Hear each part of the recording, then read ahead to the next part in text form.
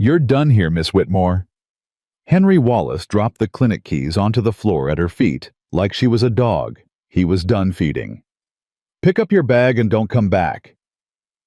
Clara didn't bend to pick up those keys. She stood straight, looked him in the eye, and said the only thing left, she had her dignity. She walked out. No goodbye. No tears. One suitcase.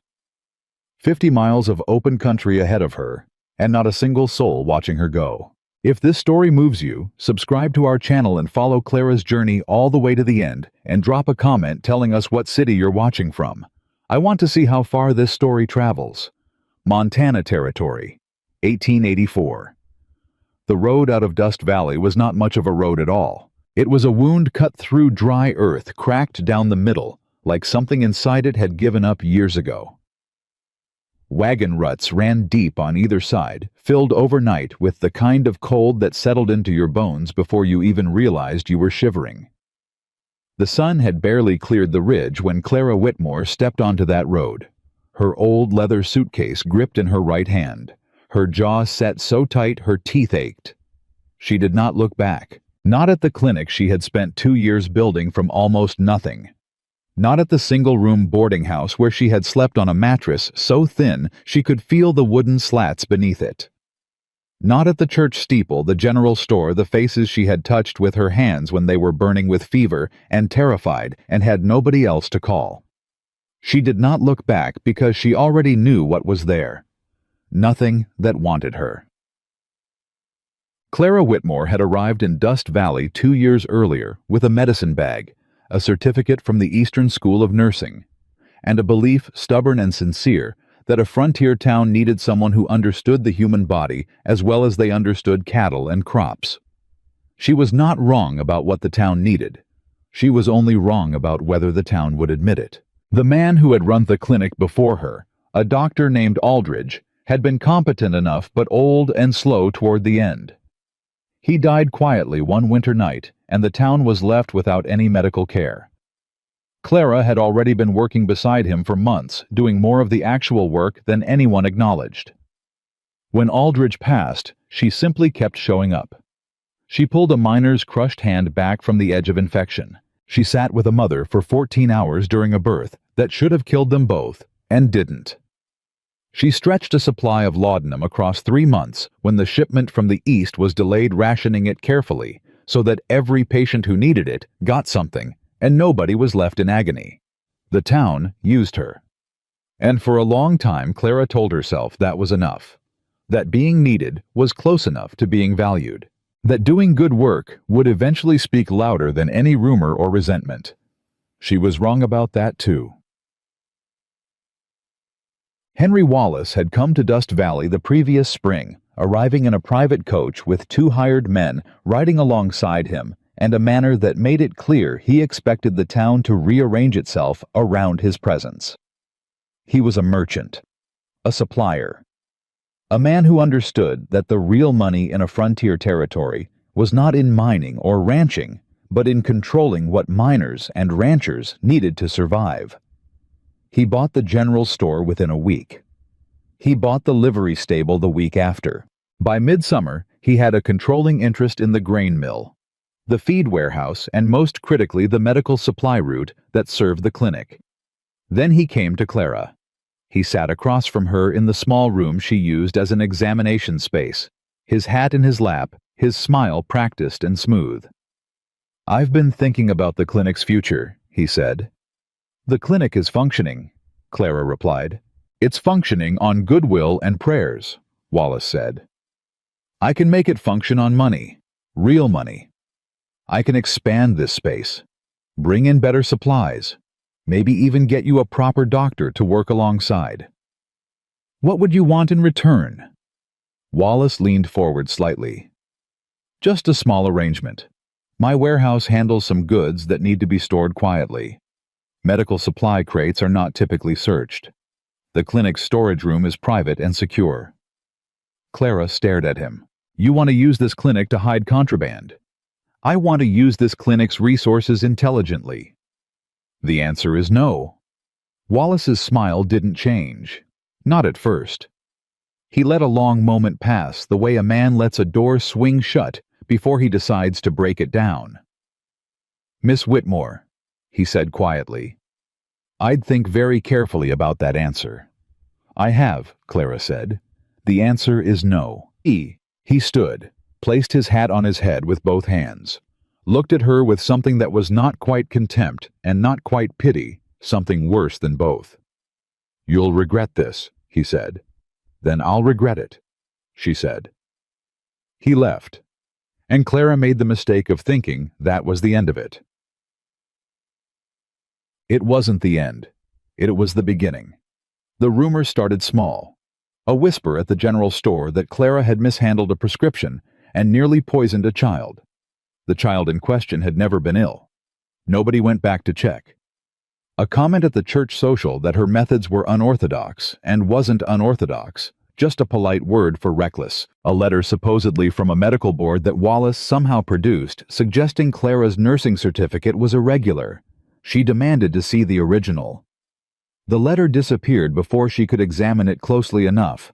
One by one, the faces in Dust Valley changed when they looked at her. The miner whose hand she saved stopped greeting her on the street. The mother from the 14-hour birth crossed to the other side of the road when she saw Clara coming. The men on the town council called a meeting and informed Clara with the particular cruelty of people who believe they are being reasonable that the clinic would be placed under new management while her qualifications were reviewed. Wallace sat in the back of that meeting and said nothing. He didn't need to. He had already said everything that mattered to everyone who mattered. Clara had sat alone in the clinic that last night working by lamplight, writing out careful notes on every patient she had treated, every supply she had ordered, every decision she had made, and why. Not because anyone asked her to. Not because it would change anything. But because she needed to know she could look at the record of her own work and find it honest. When she finished, she folded the notes into an envelope and left them on the desk for whoever came next. Then she packed her suitcase. She was already walking out the door when Wallace arrived in the morning.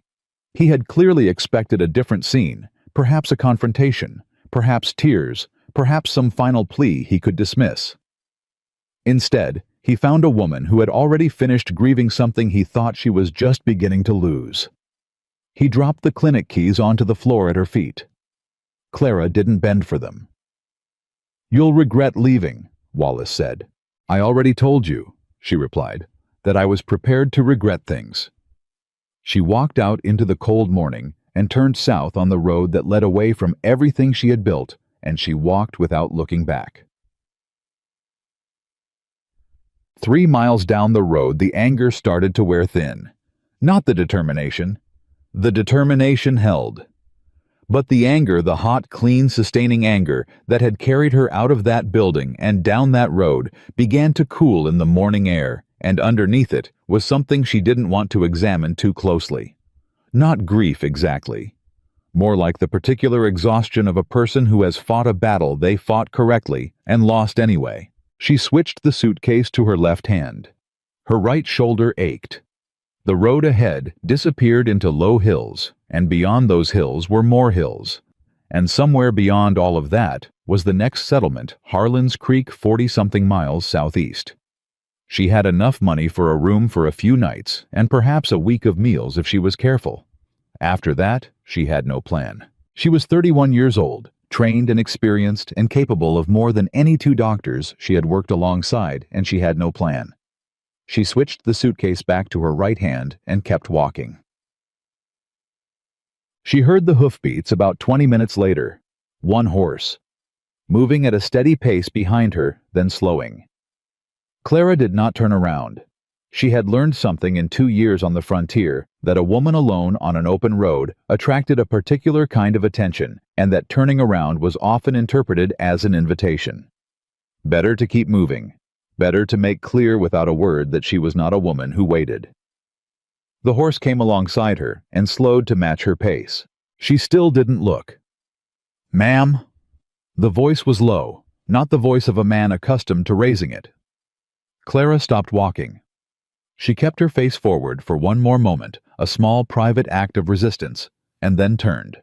The man on the horse was perhaps 35, lean in the way of men who worked outdoors and worked hard with the kind of face that had been weathered by sun and wind into something that looked older than it probably was. He wore a dark coat and a hat pushed back slightly, and he sat his horse with the unconscious ease of someone who had spent more time in the saddle than out of it. She knew who he was. Dust Valley was small enough that everyone knew who William Carter was, even people William Carter had never spoken to. Carter Ridge Ranch, 4,000 acres of the best grazing land in the territory. Cattle operation that employed 40 men year-round and more during drives. The kind of wealth that sat quietly and didn't need to announce itself. The kind of man who should have had no reason whatsoever to stop on a cold road for a disgraced frontier nurse. "I don't need assistance," Clara said. William Carter looked at the suitcase in her hand. He looked at the road ahead, empty, long, cold, going nowhere comfortable. "I can see you're managing," he said. There was no mockery in it. That surprised her. Then why stop? He was quiet for a moment. Not the quiet of a man deciding what to say, but the quiet of a man who meant what he was about to say, and was making sure he said it right. "Because that road runs 52 miles before it hits anything with a roof and a fire," he said. "And because a woman shouldn't have to make that walk alone if she doesn't have to." People say a lot of things about what a woman should and shouldn't do. "I imagine they do," William said. "Half the men who said those things to me in the past 2 years were the same men who just ran me out of town." William didn't flinch. "I know." "Then you know their version of the story." "I know they have a version," he said. "I also know Henry Wallace, and I know what his version of any story is worth." Clara looked at him directly for the first time. There was something in his face she hadn't expected from a man of his standing. Not warmth exactly, it was too early for warmth. But something honest, something that had not been preformed for her benefit. "You heard the rumors," she said. "I heard noise," William said. "The only thing I know about you for certain is that you put Tom Eberhardt's hand back together last February, when Dunning would have taken the whole arm. Tom's my best hand. He told me what you did." Clara looked away. The road ahead. The hills. "I don't need rescuing," she said. "I'm not offering rescue," William said. "I'm offering a ride and some company on a long road. The difference matters." She stood there for a moment. Her shoulder ached. The suitcase was heavier than it had been 3 miles ago. The hills ahead had not moved any closer. "You're headed south?" she asked. "I am now," he said simply. She didn't take the horse. She let William lead the horse while she walked beside him, which was not the arrangement he'd clearly expected, but he adjusted to it without comment. They were quiet for the first half-mile. Clara was not a woman who filled silence with noise for the sake of it, and William Carter, she was beginning to understand, was not either. Finally he said, "How long were you in Dust Valley?" 2 years and 3 months. "Long time." "Long enough," she said, "to think I understood what I was dealing with." "Wallace." "Men like Wallace," Clara said. "I've met them before. Men who mistake control for competence. Men who think that owning the supplies means they own the people who use them." She paused. "I know how to handle men like that. I said no, and I said it clearly, and I thought that was enough." "It should have been." "It was enough for my conscience," Clara said. "It wasn't enough for the town." William nodded slowly. "Towns are afraid of losing their supply lines," he said. "Wallace understood that better than you did. That's not a failure of your judgment. It's a failure of theirs." Clara glanced at him sideways. "You're remarkably certain for a man who doesn't know me." "I'm certain about Wallace," William said. "The rest I'm willing to be corrected on." They stopped at midday when the road crossed a narrow creek, and Clara sat on a flat rock at the water's edge and ate the small meal she'd packed, bread and hard cheese and a folded paper of salt, while William watered his horse downstream. He didn't ask to share her food. He didn't offer his own. But when he came back upstream, he sat on a nearby rock without asking if that was all right, and after a moment he said, "Can I ask you something?" "You can ask," Clara said. "When you walked out of that clinic this morning, what were you walking toward?" Clara chewed, swallowed, thought about lying, and decided it wasn't worth the energy. "I don't know yet," she said. "That doesn't frighten you." "Everything frightens me," Clara said. "I've learned that fear is not a reason to stand still. It's just information." William looked at her with that same expression she couldn't quite categorize, the one that was not pity and not admiration and not calculation. "Where did you study?" he asked. "Boston, and then a year working with a physician in Philadelphia before I came west." "Why the frontier?"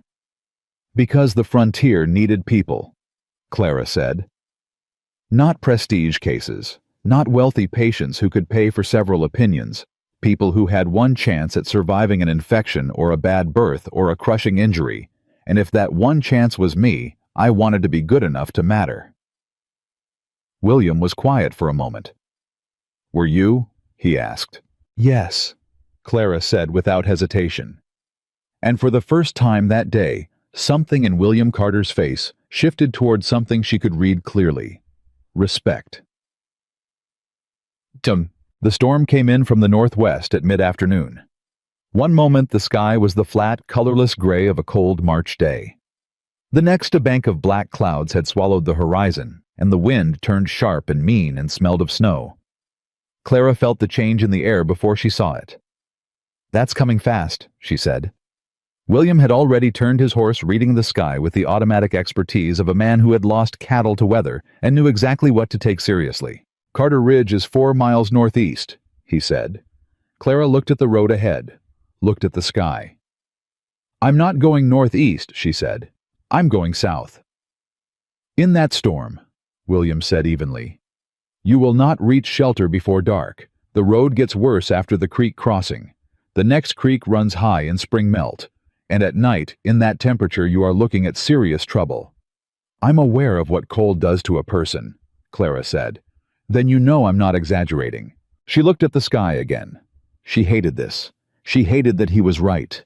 She hated that accepting what he was saying felt in some irrational and infuriating way, like accepting something about the whole situation she wasn't ready to accept. "The ranch," she said, "not indefinitely." "Until the storm passes," William said. "And then I continue south." "And then you continue south," he agreed.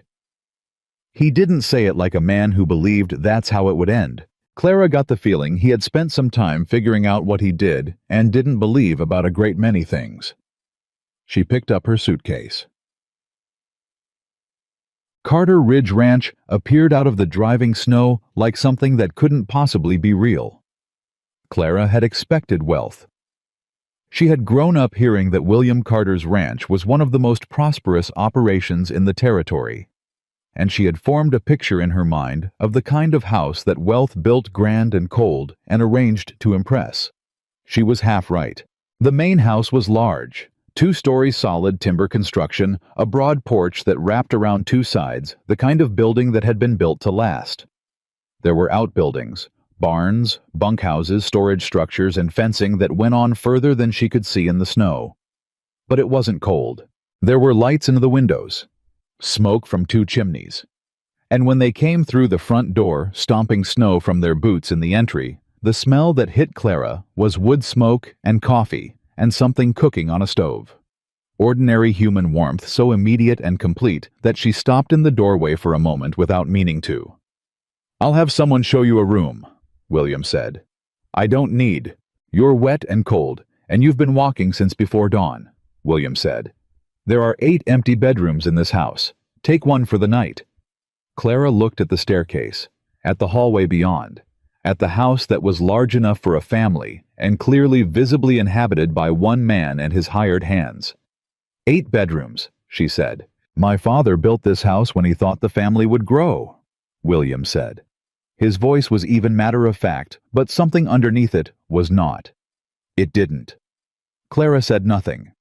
A ranch hand appeared from the back of the house, young, maybe 20, with a startled look that suggested William Carter did not often arrive home with company. "Mrs. Delaney still at the south cabin?" William asked. "Yes, sir. Back tomorrow." "The blue room," William said. "Make sure there's wood and water." The young man nodded and disappeared. William looked at Clara. "Mrs. Delaney keeps the house. She'll be back in the morning. Tonight you'll have to manage with whatever's in the kitchen." "I've been managing with less than whatever's in your kitchen for 2 years," Clara said. Something moved across William Carter's face that might in another man have been a smile. "I expect that's true," he said. Moi. She found the kitchen herself, and she made soup from what was there: dried beans, a ham, hock onions from a root cellar bin, herbs from a bunch hanging near the stove. She made enough for 2 without thinking about it. When William appeared in the kitchen doorway an hour later, surprised to find food already on the stove, she handed him a bowl without making any particular event of it. "You didn't have to," he started. "Sit down," Clara said. "It's hot." He sat. They ate at a kitchen table that was built for working, at not entertaining at, and Clara found herself oddly comfortable in a way she hadn't expected. There was something clarifying about a kitchen, about the particular democracy of people eating food that needed eating. "You live alone here?" she asked. 40 men in the bunkhouses," he said. "In the house." William looked at his bowl. "Yes." "How long?" 4 years, he said. "Since my brother died." Clara looked up. "Thomas," William said. "He was 26. Cattle run went wrong." He didn't elaborate. He didn't need to. On the frontier, those sentences explained everything and nothing. He was supposed to inherit half the ranch. After he was gone, there didn't seem to be a point in the house being any particular size. "But you kept it." "My father built it," William said. Clara nodded. She understood that kind of loyalty to an object, the way a thing could hold a person who was gone. "I'm sorry about your brother," she said. "I'm sorry about your clinic," he said. They finished eating in silence. And it was strangely a comfortable silence, not the silence of 2 strangers who had nothing to say to each other, but the silence of 2 people who had each said something real and were letting it settle. That night in the blue room, with the fire burning and the storm pushing hard against the windows, Clara sat on the edge of the bed and opened her medicine bag. She did this when she needed to think. The familiar weight of the instruments, the small glass bottles in their padded cases, the careful order of everything she had maintained, through 2 years of uncertain storage, it grounded her. It reminded her of what she was, regardless of what anyone in Dust Valley had decided she was. She took out her notebook, the one where she kept case notes, observations, the running record of what she had learned and what she still needed to understand. She opened to a new page. At the top she wrote, "Day 1." And then she sat there for a long moment, looking at those 2 words, the fire crackling behind her and the storm raging outside. She had no idea what she was counting from. The end of something, obviously. But she was beginning in some cautious and unexamined part of herself to wonder if it might also be the beginning of something else. She closed the notebook without writing anything more. Outside, the storm drove on, and somewhere downstairs in a house built for a family that hadn't grown the way it was supposed to, a man who had lost his brother and his reason for all those empty rooms sat alone with his coffee and his silence. And neither of them knew yet that the storm had done them both a favor. By morning, 3 feet of new snow had sealed every road out of Carter Ridge Ranch. Clara stood at the bedroom window and looked at it. She was not a woman who raged against things she couldn't change. She had learned that particular discipline early. But she allowed herself 2 full minutes of absolute wordless frustration before she turned from the window, put on her dress, pinned her hair, and went downstairs. William was already in the kitchen with his hat on, clearly preparing to go out to the barns. Mrs. Delaney, a solid, capable woman of about 50, who seemed to have materialized from the storm itself, was at the stove, frying salt pork, and giving Clara a measuring look that was not hostile exactly, but made clear that William Carter's household was not accustomed to surprises. "Roads are closed," Clara said to William. 2-3 days at least," he said. "I see. You're welcome to stay until they're clear." I understand that's not optional. I was trying to make it feel less like a prison sentence, William said, pulling on his coat. A prison sentence would have honest walls, Clara said. This is weather. I appreciate the difference. Mrs. Delaney made a sound that might have been a laugh quickly suppressed. William looked at Clara with that measuring expression she was beginning to recognize as his default, the look of a man who was revising his opinion of something in real time. One of my ranch hands came in last night with a hand injury, he said. Nothing critical, but it's been bothering him. If you wanted something to do this morning. Clara looked at him. I'm not offering payment, William added quickly. And if you'd rather not. Where is he? Clara said. The ranch hand's name was Denny. He was 19, embarrassed about needing attention, and had been nursing a deep cut on his palm that had been inadequately cleaned and was beginning to show the early signs of infection. Clara cleaned it properly while Denny sat on a stool in the barn trying to pretend it didn't hurt, which it clearly did. This has been untreated for how long? Clara asked. 2 days, Denny said. I thought it would close on its own. Wounds like this don't close on their own. They close wrong. She worked carefully, efficiently, with the automatic confidence of someone who had done this 1,000 times. Hold still. Denny held still. You're the nurse from Dust Valley, he said. I was. Tom says you fixed his hand so good the doctor in Harlan's Creek said he couldn't tell which fingers had been crushed. Tom's hand was cooperative, Clara said. Yours is being difficult. Denny grinned. Sorry. Don't apologize. Just hold still. She finished bandaging, gave him clear instructions, told him what to watch for, and sent him back to work. Then she stood in the barn for a moment looking at her hands. She had forgotten what it felt like. Not the work itself, she hadn't forgotten that, but the particular feeling of doing the work without the weight of judgment over it, of just being good at something and having that be the whole story. She packed her supplies back into her bag and went to find William. She found him in the north barn, working alongside 3 ranch hands on a piece of equipment that had broken in the storm. He was not directing from a distance. He had his sleeves rolled up and grease on his forearms, and was doing the actual work alongside the men who worked for him. Clara stopped. She had met wealthy men. She had worked alongside enough of them to have a clear picture of what they thought labor was for and who it was for. William Carter was not that picture. He saw her, nodded, and came over while the other men continued working. How's Denny's hand? Infected but manageable, Clara said. I cleaned it and dressed it. He needs to keep it dry and watch for spreading redness. If you see him favoring it, or if there's fever, come find me. William nodded. Thank you. Don't thank me. He should have had that cleaned 2 days ago. She paused. Is there a medical kit on this ranch? There's a box of supplies in the main house. I'd like to look at it. Why?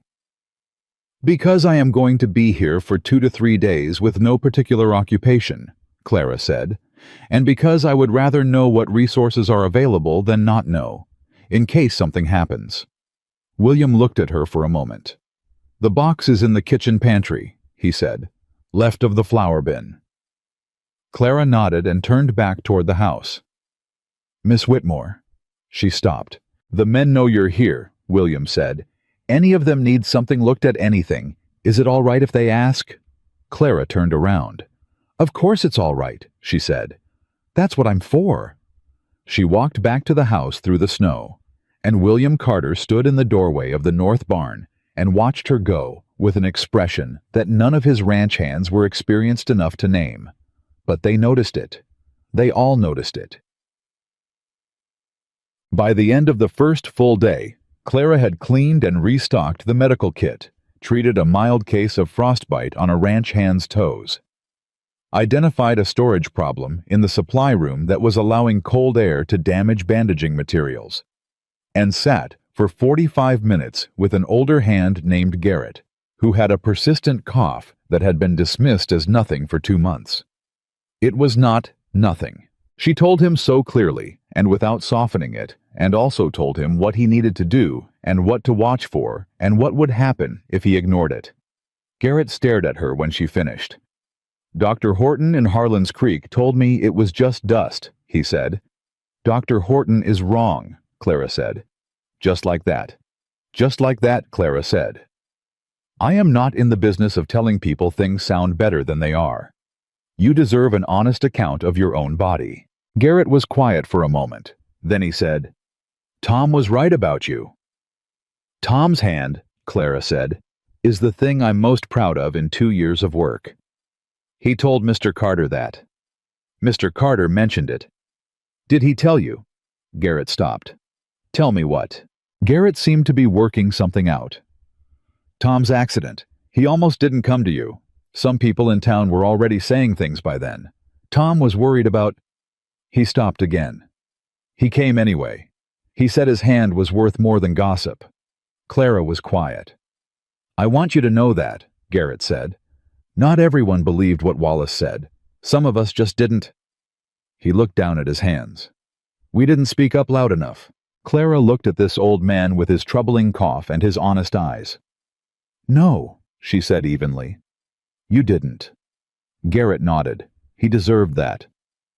But you're speaking now, Clara said. Get some rest. Keep that chest warm and don't sleep in the drafty end of the bunkhouse. She closed her bag and left. That evening, Clara found William in the study, a room lined with books and maps and the organized residue of a working operation. He was at his desk with a ledger open in front of him, and he looked up when she appeared in the doorway. Can I ask you something? Clara said. You can ask, he said. It was exactly what she had said to him at the creek, and she noticed that he'd used her own words back at her. She wasn't sure if that was deliberate. Tom Eberhardt's accident, she said. What do you know about it? William leaned back slightly. He was caught in a stampede. Cattle came through a fence that gave way. His hand was under a hoof before anyone could get to him. He told you about coming to me. He told me you worked on him for 4 hours and that you explained everything you were doing while you did it. Because, and I'm quoting Tom here, you said a man has a right to know what's happening to his own hand. Clara stood in the doorway for a moment. He nearly didn't come, she said. Because of what people were already saying. I know. Why didn't you... She stopped herself. Why didn't I what may? William said. Speak up, Clara said. You knew me by reputation. You knew Tom's account. Wallace was spreading lies, and you knew what those lies were worth. You told me so on the road today.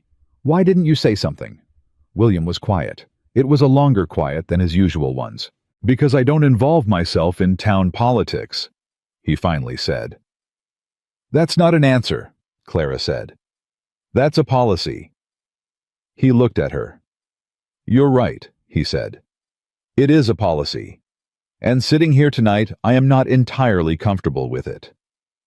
That was not the answer Clara had expected. She had expected a justification, a reasonable-sounding explanation. The kinds of words men like Henry Wallace used to dress up decisions that benefited themselves. William Carter had given her something else, an admission. I'll remember that you said so, Clara said. She left him at his desk. And in the long quiet of the ranch house that night, with the fire burning down and the storm finally easing its pressure against the walls, something shifted between the two of them, small, almost invisible, like the first degree of change in a weather vane before the wind turns. Neither of them had a name for it yet. But it was there, and it was real. The storm broke on the third morning. Clara knew it before she looked out the window. She could feel it in the quality of the silence, the way the house had stopped bracing itself against something, and simply settled back into its ordinary weight. She lay in the blue room for exactly 2 minutes, listening to that new quiet, and then she got up dressed and went downstairs. She had made a decision in the night. She would leave today. The roads would be passable by midday. She would thank William Carter for his hospitality, say goodbye to Garrett and Denny and the other men she had treated over the past 3 days, and she would pick up her suitcase and walk south. That was the plan. She walked into the kitchen and found Mrs. Delaney at the stove and William already at the table with his coffee and his ledger, and the scene was so domestically ordinary that it stopped her for a half second in the doorway. the kind of ordinary she had not been inside of in so long. She had nearly forgotten what it looked like from the inside. "Roads will be open by noon," she said, pouring herself coffee without asking where the cups were, because she had already learned where everything was in this kitchen. "They will," William agreed, without looking up from his ledger. "I'll leave after noon then." William turned a page. "All right." Mrs. Delaney set a plate of biscuits on the table and gave Clara a look that communicated several things simultaneously, none of which Clara was prepared to respond to before her first cup of coffee. She sat down. She ate a biscuit. She drank her coffee. William turned another page. "There's something wrong with your supply records," Clara said. William looked up. "I wasn't prying," she said immediately. "I was looking for the inventory of medical supplies I wanted to make sure I'd restocked correctly before I left. The supply ledger was on the shelf next to the medical kit. I looked at it because I needed to know what you had before the accident and what I'd used. And 3 of the line items don't match the physical inventory," Clara said. "I counted everything in the storage room yesterday.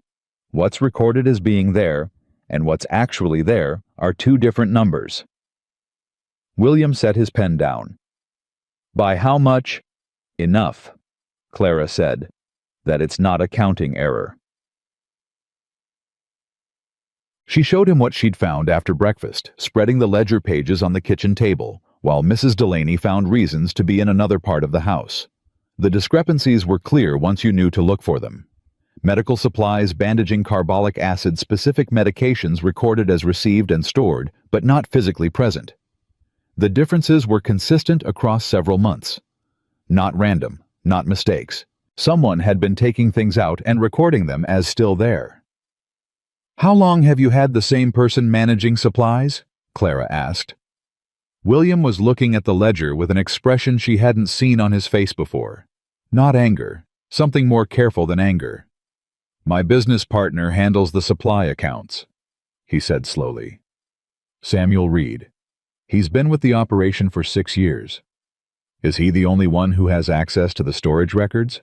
He manages them. I review quarterly." "When was the last quarterly review?" William was quiet for a moment. "December." "It's March," Clara said. William looked at her. "I'm not saying I know what this means," Clara said carefully. "I'm saying the numbers don't match. There may be an innocent explanation." "You don't think there's an innocent explanation," William said. "I think you should find out before you decide what you think," Clara said. "That's all." William stood up from the table. He walked to the window. He stood there for a long moment with his hands in his pockets and his back to her, and Clara waited, because she understood that what she had just handed him was not information. It was the end of something he hadn't known was ending. "6 years," he said. "I know." "He was at my brother's funeral," William said. Clara said nothing. "He helped me hold this operation together in the year after Thomas died." William's voice was even, controlled. The voice of a man pressing very hard on something that wanted to come apart. "I trusted him with things I didn't trust anyone else with."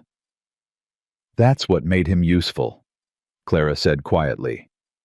"Not to you, to himself." William turned around. The expression on his face was one she recognized. She had seen it on patients who had just been told something true and unwelcome about their own bodies. The particular look of a person adjusting to a reality that was not the one they'd been living in.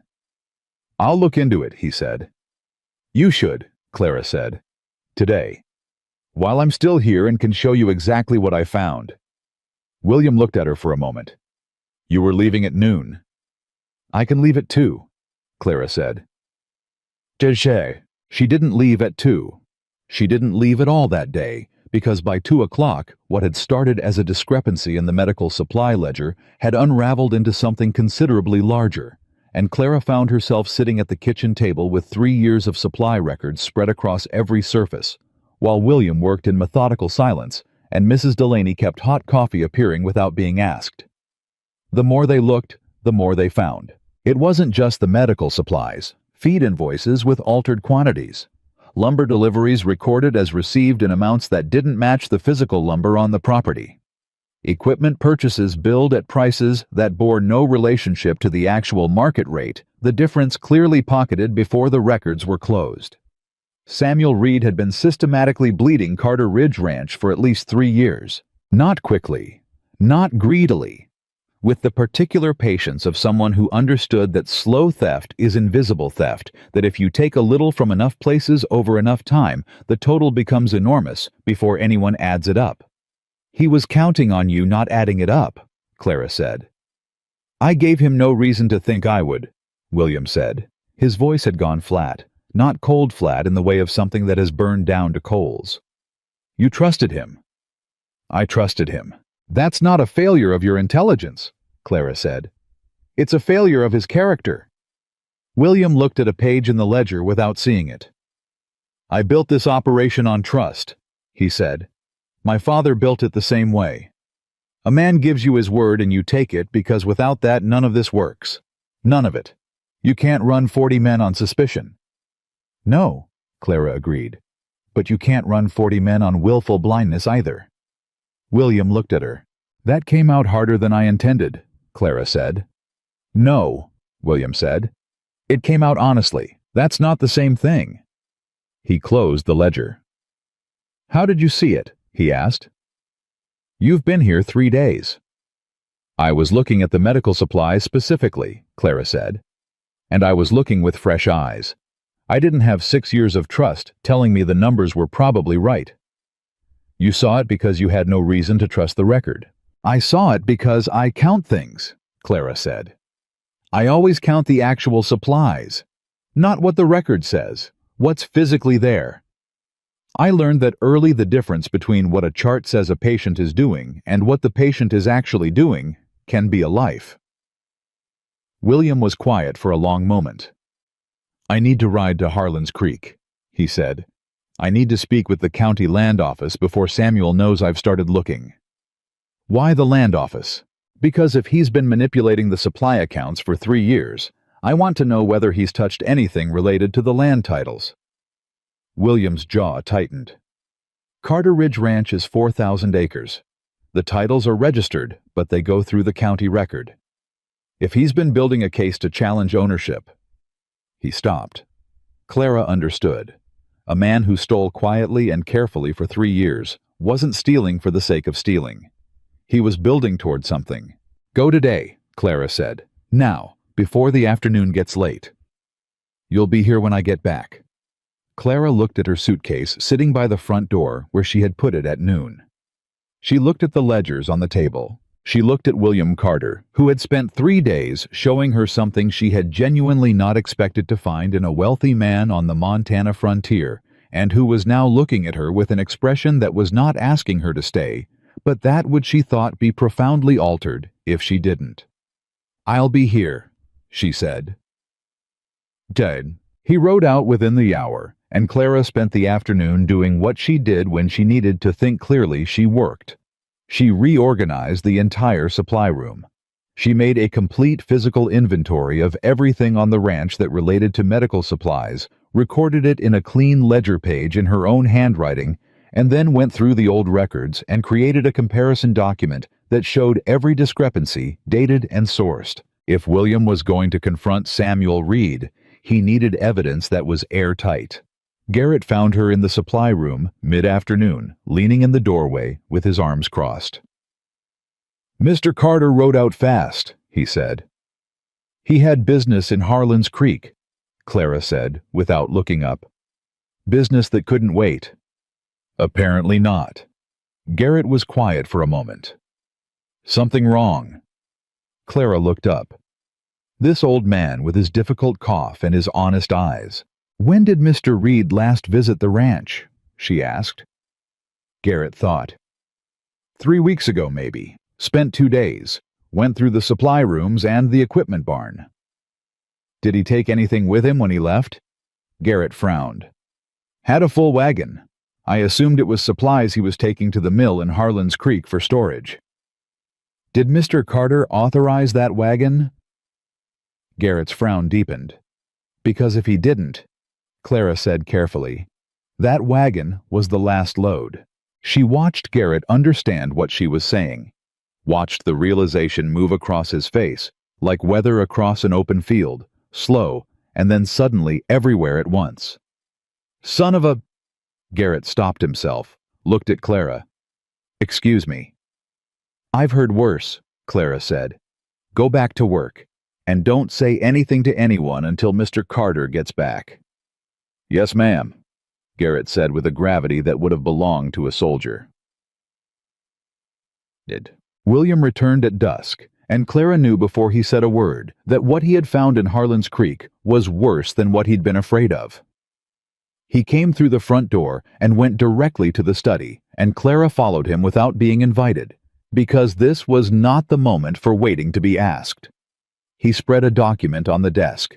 There are 2 land title challenges on file, he said, both registered in the past 8 months, both citing an irregularity in the original Carter land grant from 1861. Clara looked at the documents.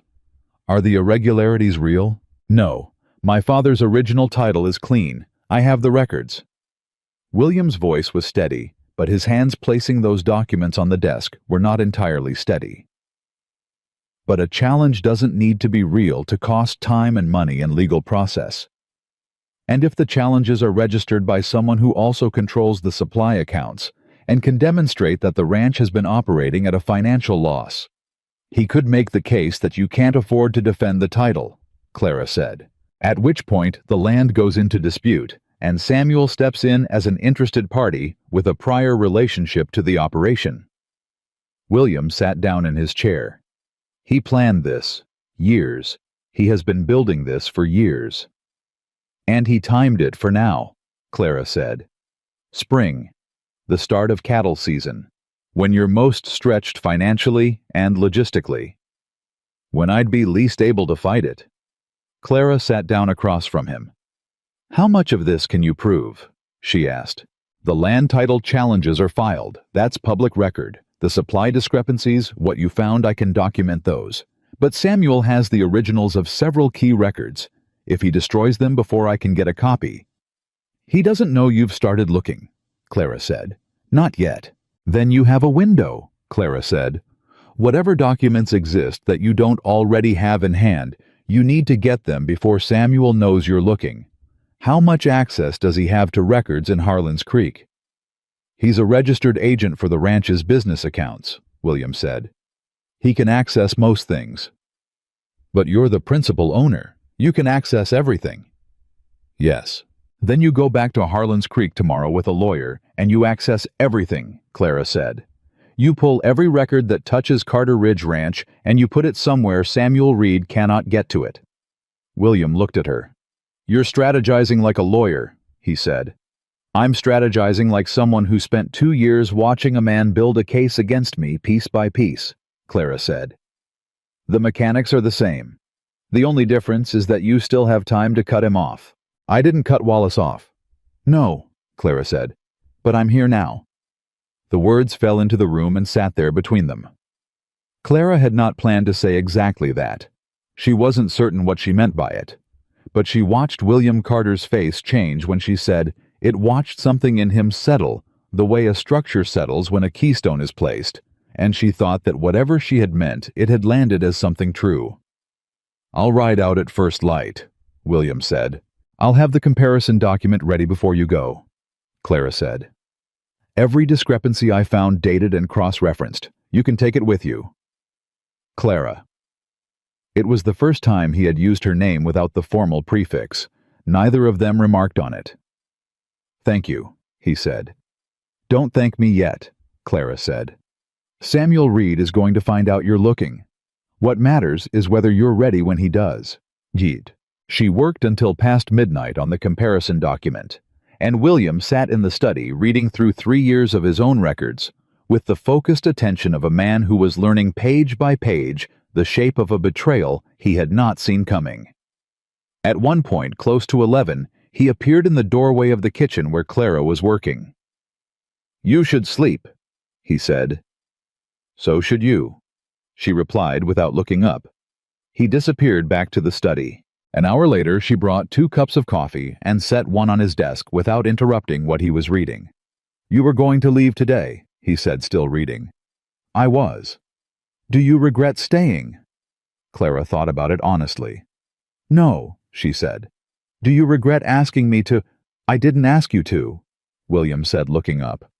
"I asked if you'd be here when I got back. That's not the same thing." "Isn't it?" He held her gaze for a moment. "No," he said. "One is a request, the other is a hope." Clara picked up her coffee. "Then no," she said. "I don't regret it." She went back to the kitchen. She was not a woman who examined things like that too closely when they were still forming. She had learned that some things needed time before they could bear the weight of examination. But she worked the rest of that night with something lighter inside her than she'd had in months. And William left for Harlan's Creek at first light with Clara's document, a lawyer he'd sent a rider ahead to wake, and the particular grim focus of a man who understood exactly what he stood to lose. Clara spent the morning with the men on the ranch. And this is when she began to understand something about Carter Ridge Ranch that the ledgers could not have told her. There were 40 men in those bunkhouses. Men from half a dozen different backgrounds, cowboys and former miners. Men who'd come west from places that hadn't worked out and found something here that did. A younger man from Tennessee who'd come looking for opportunity and found that William Carter paid fairly and didn't ask questions about your past. An older Mexican vaquero named Augustin, who had been with the Carter family since William's father's time, and who knew the land better than any map. And to a man, every one of them spoke about William Carter the same way, not with the deference of men who feared their employer, with something else, something that Clara, moving through that morning, listening and treating and organizing, began to identify with increasing certainty. Loyalty, real loyalty, the kind that's earned rather than demanded. "He works the same hours we do," Denny told her, flexing his healing hand while Clara checked the bandage. "Most men with what he's got, they supervise. Mr. Carter gets dirty." "He remembers things," said a hand named Fletcher. "My wife had a difficult time last fall with our youngest. 2 weeks later, Mr. Carter came by and asked how she was, by name. I didn't tell him her name. He found out," said Augustin, who had drifted over to listen. "He makes it his business to know the people who work for him, not as workers, as people." Clara worked and listened and thought. This was what Samuel Reed had been stealing from. Not just the money, not just the supplies. He had been stealing from something that had taken a lifetime to build, the particular kind of trust that existed between William Carter and these men, the invisible thing that made 40 people work as one operation. If Samuel's scheme had succeeded, if the land had gone into dispute and the financial pressure had mounted and the ranch had started to fail, these men would have lost not just their employment, but the closest thing many of them had to a stable place in the world. That made Clara angrier than anything about her own situation had made her. William was back by late afternoon, and the expression on his face when he walked through the door told Clara what she needed to know before he said a word. "He's already moving," William said. "What happened?" "I got to the county land office at 8 o'clock this morning. My lawyer served notice to freeze the business accounts linked to Carter Ridge pending review." William set his hat on the table. "By 10 o'clock, Samuel Reed had been in the land office. My man there told me. He found out you were coming." "Someone told him. I don't know who." William's jaw tightened. "He got there before the freeze was completed. Pulled 2 documents from the business files." "Which documents?" "The original supply contracts from 2010 through 2012. The years where the discrepancies would be hardest to explain without the originals." Clara absorbed this. "But your comparison document shows the discrepancy in those years." "My comparison document is my document," William said. "Without the originals to compare it to, Samuel can argue, I falsified it." "You need a corroborating witness," Clara said. "I need someone who can testify to what the actual supply figures should have been during those years." William looked at her. Someone with independent knowledge of medical supply quantities and costs. The room was quiet for a moment. I treated patients in Dust Valley for 2 years, Clara said slowly. I ordered supplies. I know exactly what the standard quantities and costs were for a ranch medical operation of this size. I could testify to what the numbers in those contracts should have looked like. That's what I was thinking, William said. Samuel Reed will try to discredit me, Clara said. He already has a relationship with Wallace. The moment he knows I'm involved, he will use every rumor Wallace started to undermine whatever I say. I know. You understand what you're asking, Clara said. You're asking me to go back into a public situation where people have already decided they don't trust me and put myself in front of them again. Yes, William said. I know what I'm asking. Why should I? The question fell cleanly without heat. It was a genuine question, and William treated it as one. He looked at her directly. Because 40 men and their families depend on this ranch. Because what Samuel Reed did is wrong, and the only way to stop him from doing it again to someone else somewhere else is to hold him accountable here. Because you know the truth and you're one of the only people who can prove it. He paused. And because no one should be able to take a person's reputation and use it as a weapon without being made to answer for it. Clara looked at him. That last reason, she said. Is that for me or for you? Both, William said. If we're being honest. Clara stood up. She walked to the window, looked out at the ranch, at the barns, and the fencing and the bunkhouses where 40 men were finishing a day's work, unaware that the ground beneath their feet was being systematically undermined by a man they had probably shaken hands with. There's something else you're not saying, she said. William was quiet. He's going to move on this fast now that he knows you're looking, Clara said. Whatever he's planning to do next, he's going to do it before you can get organized. What's his next move? He'll go to Dust Valley, William said. Clara turned around. Why Dust Valley? Because the ranch's primary credit relationship is with the Dust Valley Merchant Bank, the bank that Wallace controls. William's voice was even, carrying enormous weight very quietly. If Samuel approaches Wallace and presents evidence that Carter Ridge Ranch is in financial irregularity, evidence that Samuel himself manufactured, Wallace can call the ranch's credit line, which would force a formal financial review, which with the land title challenges already filed, would give a judge reason to freeze ranch operations while everything was sorted out. And while operations are frozen, Clara said, the cattle can't be moved, the payroll can't be met, the men leave.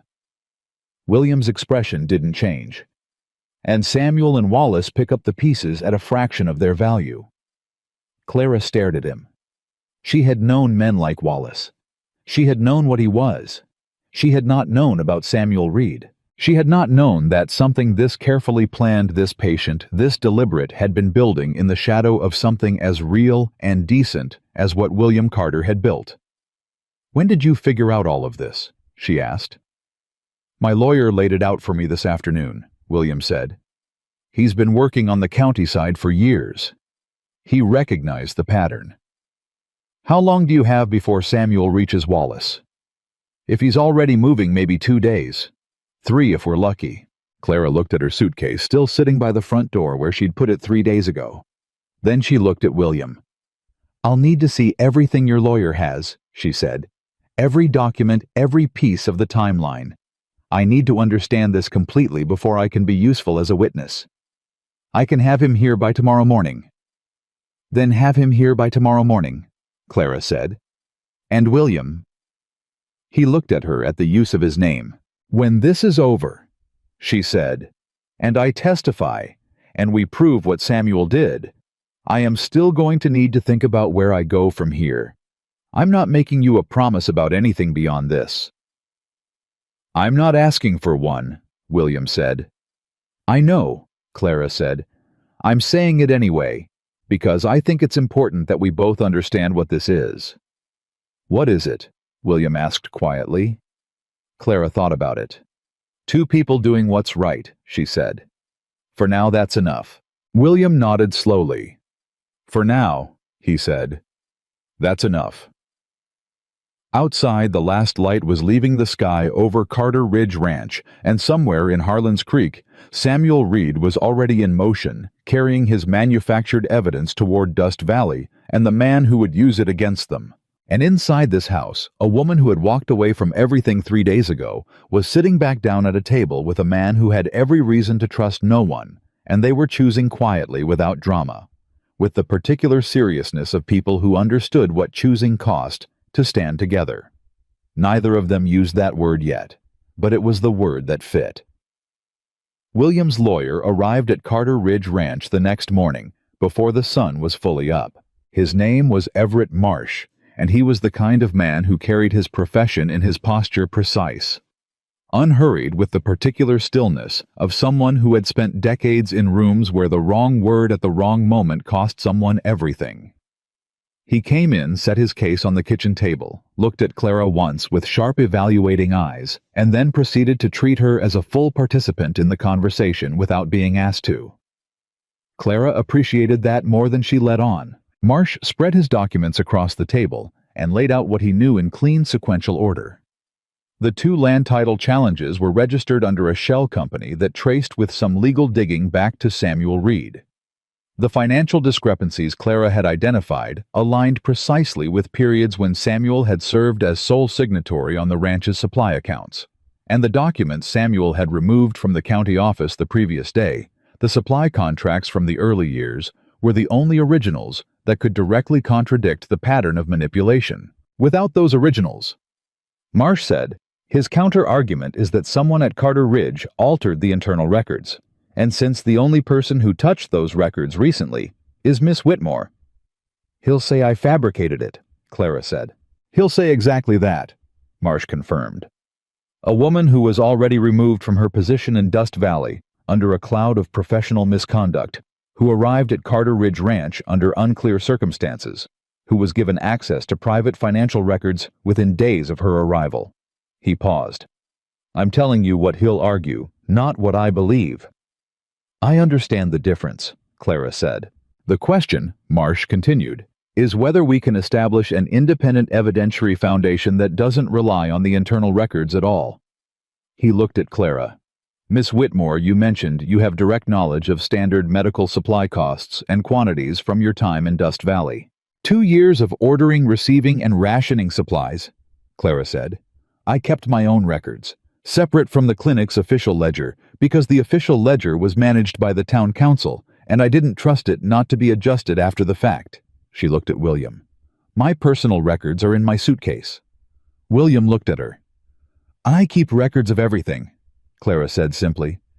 I told you I count what's actually there, not what the ledger says. Marsh leaned forward. Those personal records, if they reflect standard pricing and quantity expectations for the territory during the same period, could establish a baseline against which the ranch's manipulated figures become demonstrably fraudulent. Without needing the originals, Samuel took.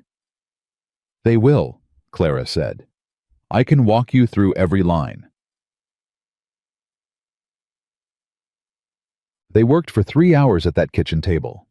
Clara's personal notebooks opened alongside Marsh's legal documents and William's ranch records, building the case piece by piece. Mrs. Delaney kept coffee coming and asked no questions, and at one point quietly brought in a plate of food that all 3 of them ate without pausing the conversation. By mid-morning, the shape of what they had was clear. It was not airtight. Nothing in a legal dispute ever was. But it was solid enough that a judge reviewing it would have serious questions for Samuel Reed that Samuel could not answer without either producing the documents he'd taken or explaining why he'd taken them. There's one more thing we need, Marsh said, closing his case. The testimony of someone in Dust Valley, William said. Someone who can speak to the supply purchasing patterns from the other side. Marsh agreed. A merchant, a supplier.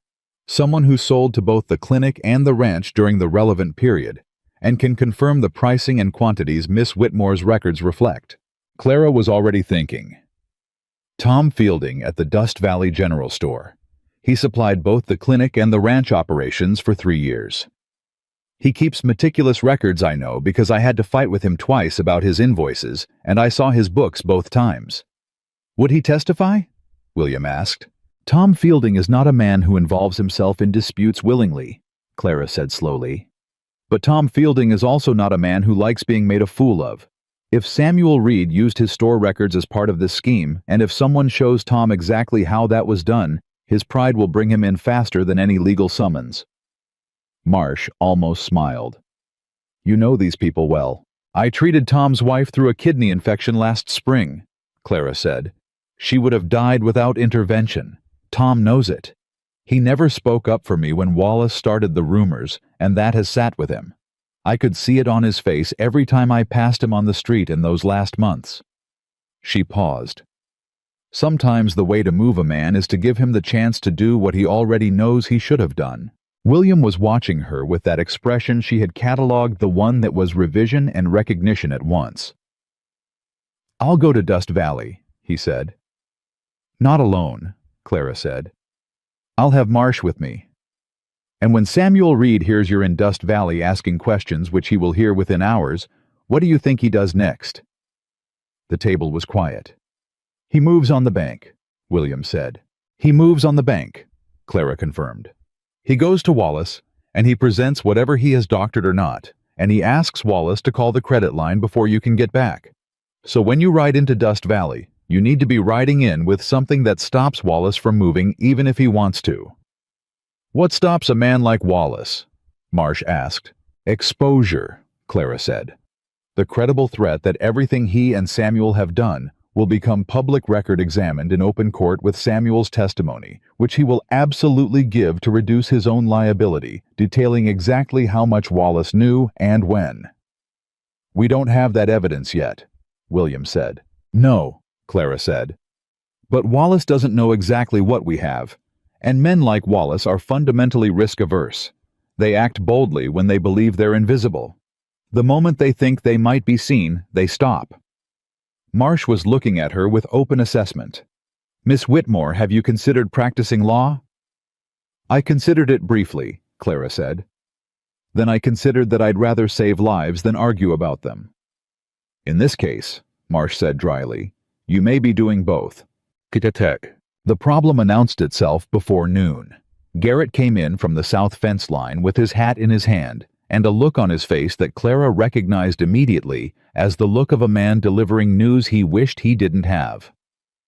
Ryder came in from Harlan's Creek, Garrett said.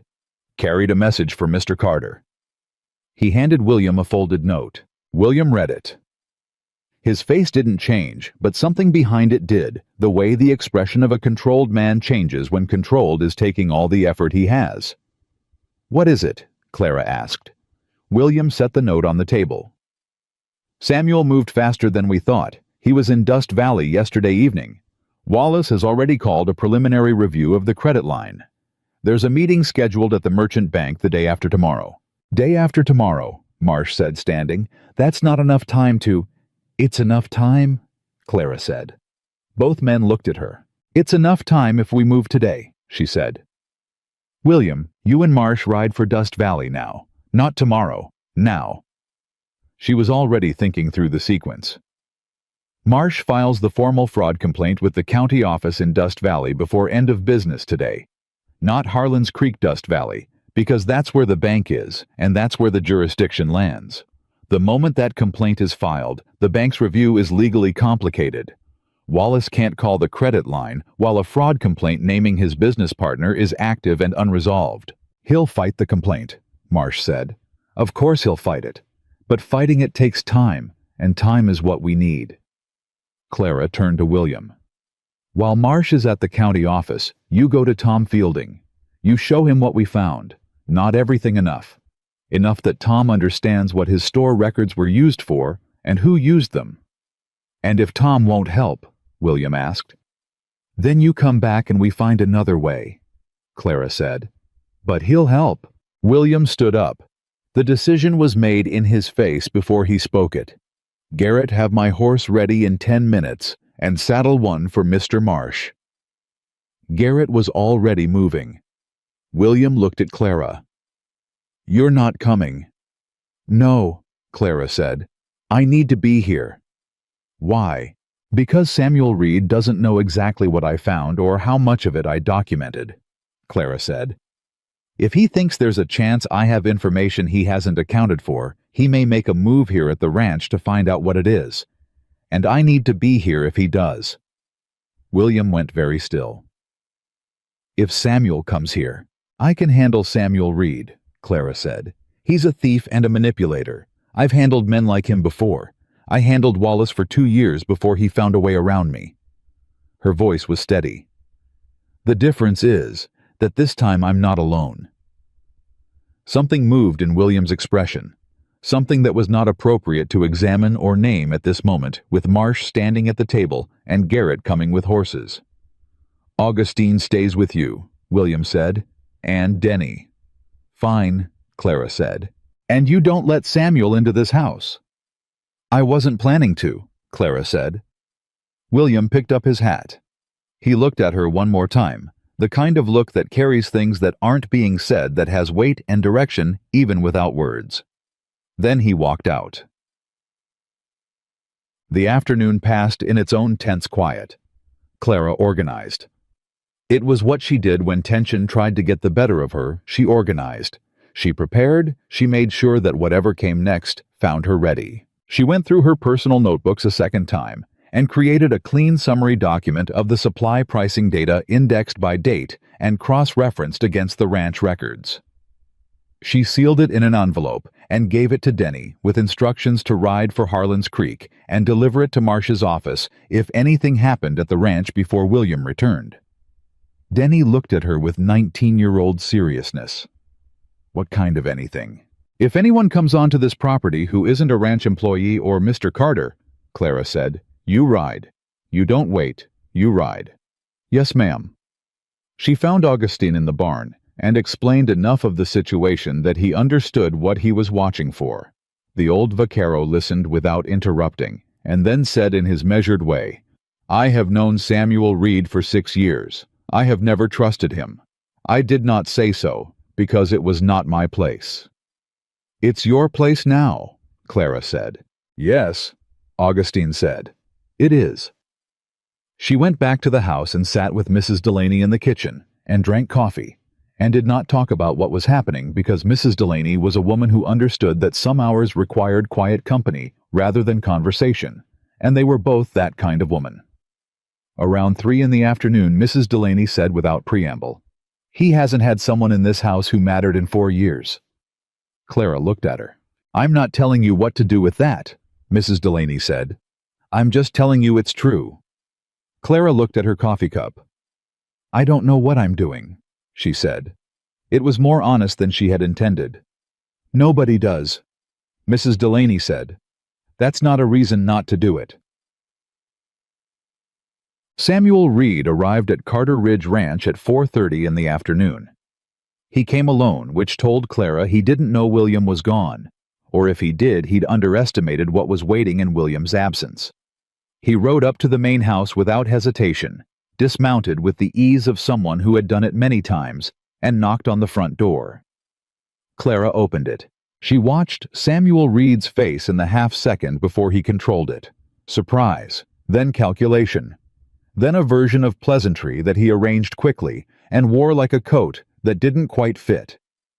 He was perhaps 45, well-dressed in the way of a man who wanted to be perceived as prosperous, with the kind of face that was probably attractive at 30 and had since become something that required more careful reading. Miss Whitmore, he said, and the use of her name told her he had already learned a great deal about the last 3 days. I didn't expect to find you here. I imagine not, Clara said. She did not step back from the doorway. Is William available? He's not on the property. Reed absorbed this. When do you expect him? I don't, Clara said. Is there something I can help you with? Reed looked at her with new assessment. He had come here for something specific, and her presence had changed his calculation of how to get it. I'm an old friend of William's, Reed said. I've been managing his business interests for years. I heard there'd been some confusion about the supply records, and I wanted to help clarify. That's very helpful of you, Clara said. You can clarify to his lawyer when they meet. I'll let William know you stopped by. She began to close the door. "Miss Whitmore." She stopped. Reed's voice had changed. The pleasantry was gone. What replaced it was not threatening exactly. It was the voice of a man who was accustomed to being the most patient person in any room. "I think we should talk," he said. "You're new here. You don't have the full picture of how things work between William and me. I'd hate for you to find yourself in a difficult position because of a misunderstanding." Clara looked at him steadily. "What kind of difficult position?" "You've been through something hard in Dust Valley," Reed said. "People there have the wrong idea about you. That can be corrected. I have relationships there that could be useful to someone in your situation. But those relationships only work if there's mutual goodwill." He let that sit. Clara understood it perfectly. He was offering to fix her reputation in exchange for not stated but clear whatever she had found in those supply records. "That's a generous offer," Clara said. "It is," Reed agreed. "Tell me something," Clara said. "When you took those contracts from the county office yesterday morning, did you burn them immediately, or are you holding them in case you need them later?" Reed's face went absolutely still. "I don't know what you're—" "The county clerk noted the time you arrived and the documents you accessed," Clara said. "He noted it because Marsh had been there 2 hours earlier and asked him to note anyone who came in asking about Carter Ridge accounts." She held Reed's gaze without blinking. "You took the original supply contracts from 2010 through 2012. You took them because they're the only documents that directly contradict the altered figures in the ranch records. But here's what you didn't account for." She paused.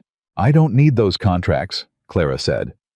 "My personal records from 2 years of frontier nursing practice establish the standard supply pricing for this territory with enough precision that any judge can compare them to your figures and identify the manipulation without a single original document."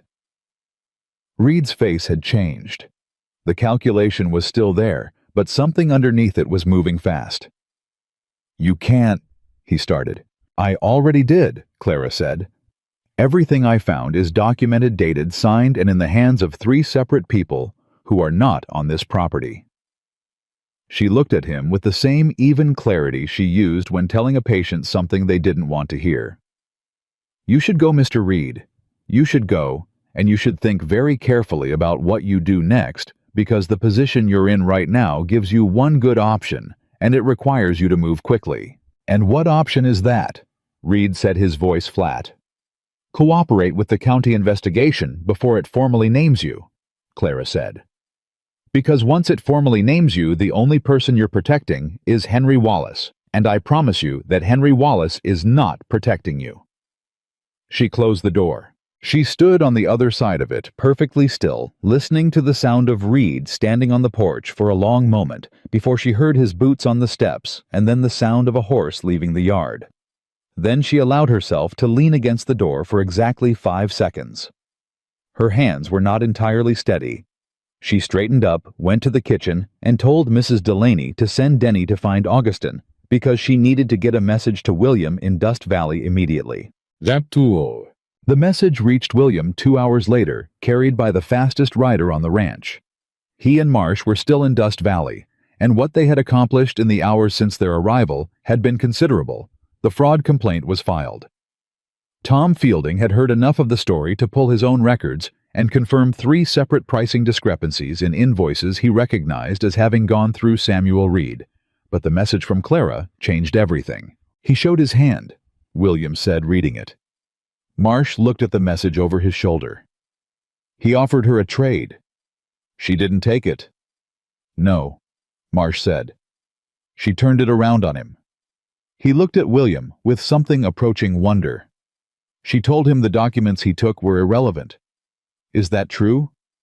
She said her personal records would establish the baseline without them." William folded the message. "I believe her. The more pressing concern," Marsh said, "is what Reed does now. If he believes the case against him is already strong enough to survive without those documents. He has 2 choices, cooperate or accelerate." "He'll go to Wallace tonight," William said. "And if Wallace accelerates the bank review, we have to move first."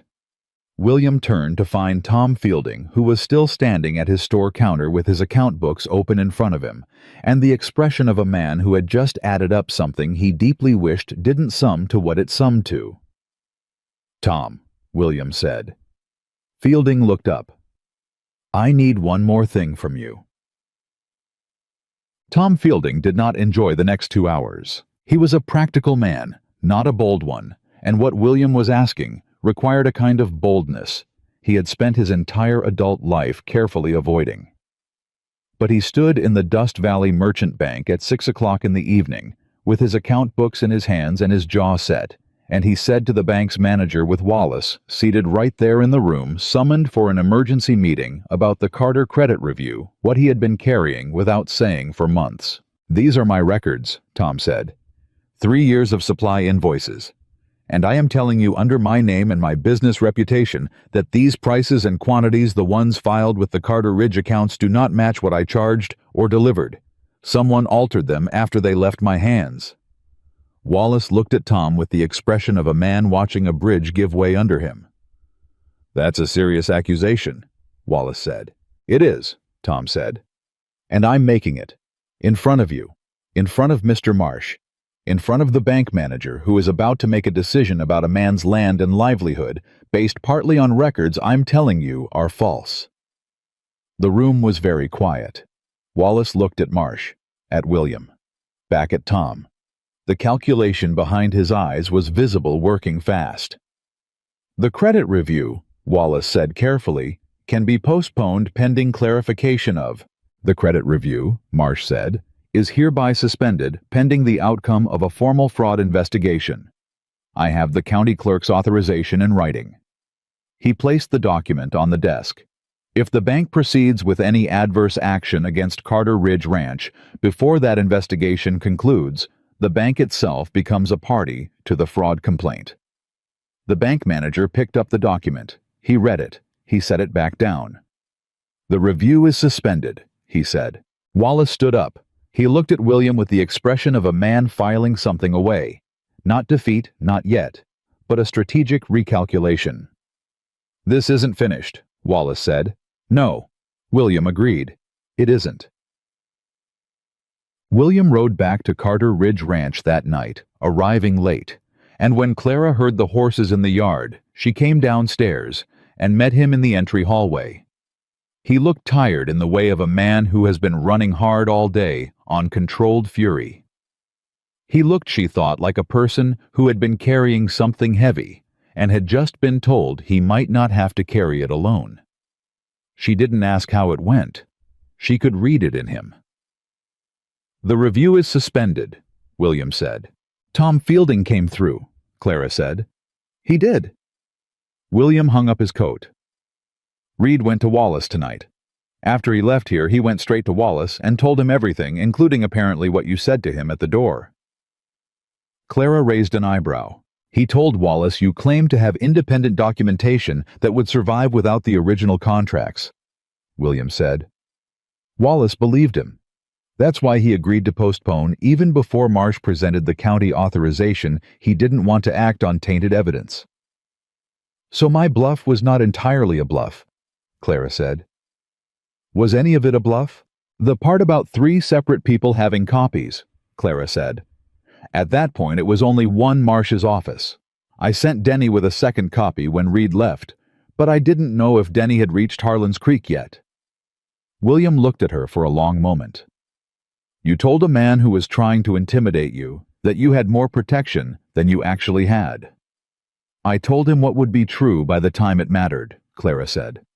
"There's a difference." "Is there?" "In medicine, we call it a therapeutic confidence," Clara said. "You tell a patient they're going to be all right before you're certain they will be because their belief in the outcome affects the outcome. I told Samuel Reed what I needed him to believe because his belief in it changed what he did next." She paused. "Did it work?" "It worked," William said. "Then it wasn't a bluff," Clara said. "It was a diagnosis and a treatment." This time she clearly saw it, the thing that moved across William Carter's face when she said something that landed as genuinely unexpectedly true. It was not admiration, though there was admiration in it. It was something deeper. Something that had been looking for something for a long time and had just found it. "Reed is going to cooperate," William said, pulling himself back to the facts.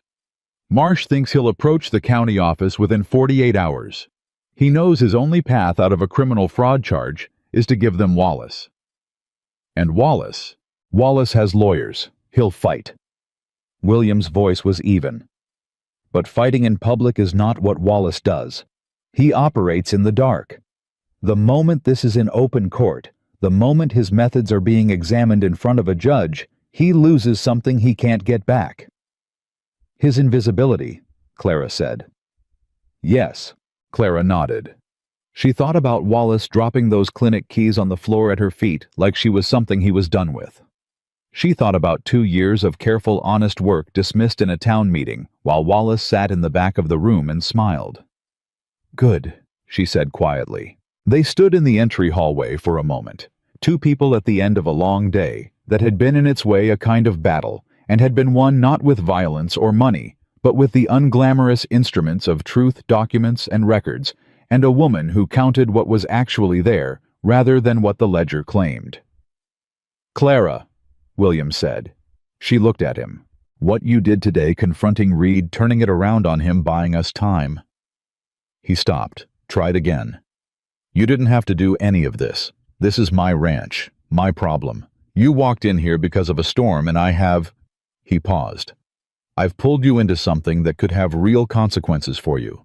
With Reed, with Wallace. People who already want to see you fail." "They already wanted to see me fail," Clara said. "That's not new." "It's not the same thing." "No," Clara said. "This time I have evidence. Last time I only had the truth." She looked at him directly. "The truth is better with evidence." William looked at her with those steady, honest eyes. "Are you all right?" he asked. It was such a simple question, such a direct, uncomplicated question. Not "how are you" as social filler, but a genuine inquiry from a person who wanted a genuine answer. Clara thought about it honestly. Her hands had shaken for about 10 minutes after Reed left. She had stood in the kitchen with Mrs. Delaney and drunk half a cup of coffee and not tasted any of it, running through everything she had said, and everything she hadn't said, and whether any of it would hold. "I'm all right," she said. "I was frightened." "I know. I didn't show it." "I know that too," William said. "I'm learning that those are two separate things with you." Clara looked at him. "Go get some rest," he said. "Tomorrow Marsh comes back and we start the formal process. It's going to be a long week." Clara turned toward the stairs. "William." He looked at her. "When this is over," she said, "and we're on the other side of it, I think I'd like to stay. Not because I have nowhere else to go. Because I want to." She paused. "I'm saying it now because I don't want to say it when it might seem like relief talking. I want you to know it's a decision." William Carter stood very still. "I hear you," he said quietly and carefully, like a man handling something he didn't want to break. "Good," Clara said. "Good night." She went up the stairs, and William Carter stood in the entry hall of the house his father had built for a family that was supposed to grow in the quiet of a ranch that 40 men called home, and he put one hand flat against the wall to steady himself. Because something had just shifted in the entire weight of the world, and this time it had shifted toward something instead of away. Samuel Reed walked into the county office in Harlan's Creek at 8 o'clock the following morning and asked to speak with the investigator. Marsh sent word to Carter Ridge by noon. Clara read the message at the kitchen table while William stood at the window with his coffee, and for a moment neither of them said anything because the news required a particular kind of quiet. Not celebration, not relief, but the stillness of people who had been holding something very tightly and were only now beginning to understand they could loosen their grip. "He's cooperating," Clara said. "Marsh says he gave them 2 hours of testimony," William said. "Named Wallace as the architect of the land title scheme. Confirmed the supply account manipulation going back 3 years. He paused. "He says Wallace approached him. That the whole plan originated with Wallace, who identified the ranch as a target and recruited Samuel to execute it from the inside." Of course Wallace was the architect, Clara said. Samuel was useful. Wallace was always the one with the goal being Carter Ridge Ranch. The goal being everything that Wallace couldn't buy outright, Clara said. Your land, your operation, the position in this territory that your father built and that you held. She set down the message. Men like Wallace don't want what they can purchase. They want what they can take. William turned from the window. The county sheriff is riding to Dust Valley today to serve notice on Wallace. Clara looked up. It's done, she asked. The fraud complaint is formalized. The land title challenges are suspended pending criminal investigation. The bank credit review is permanently withdrawn. William's voice was even, but underneath the evenness was something that had been under enormous pressure for days and was now cautiously releasing. Marsh says the case against Wallace is strong enough that his lawyers will push for a settlement rather than open court. Wallace won't want open court, Clara said. No, he won't. William sat down across from her. He looked tired in the way of someone who had been awake fighting something and could now for the first time contemplate sleep. It's over. Clara looked at the message in her hands. She thought about everything that word meant. The ranch was safe. The men who depended on it were safe. William's land, his father's land, would stay in the hands it was supposed to be in. She thought about Garrett with his difficult cough, and Denny with his healing hand, and Augustine, who had worked this land since William's father's time. She thought about all 40 men in those bunkhouses whose lives had been quietly threatened by a scheme they never knew existed. It's over for the ranch, Clara said. William heard the distinction. What isn't over? Wallace is going to settle, Clara said. Quietly. His lawyers will manage it so that the minimum amount of information becomes public record.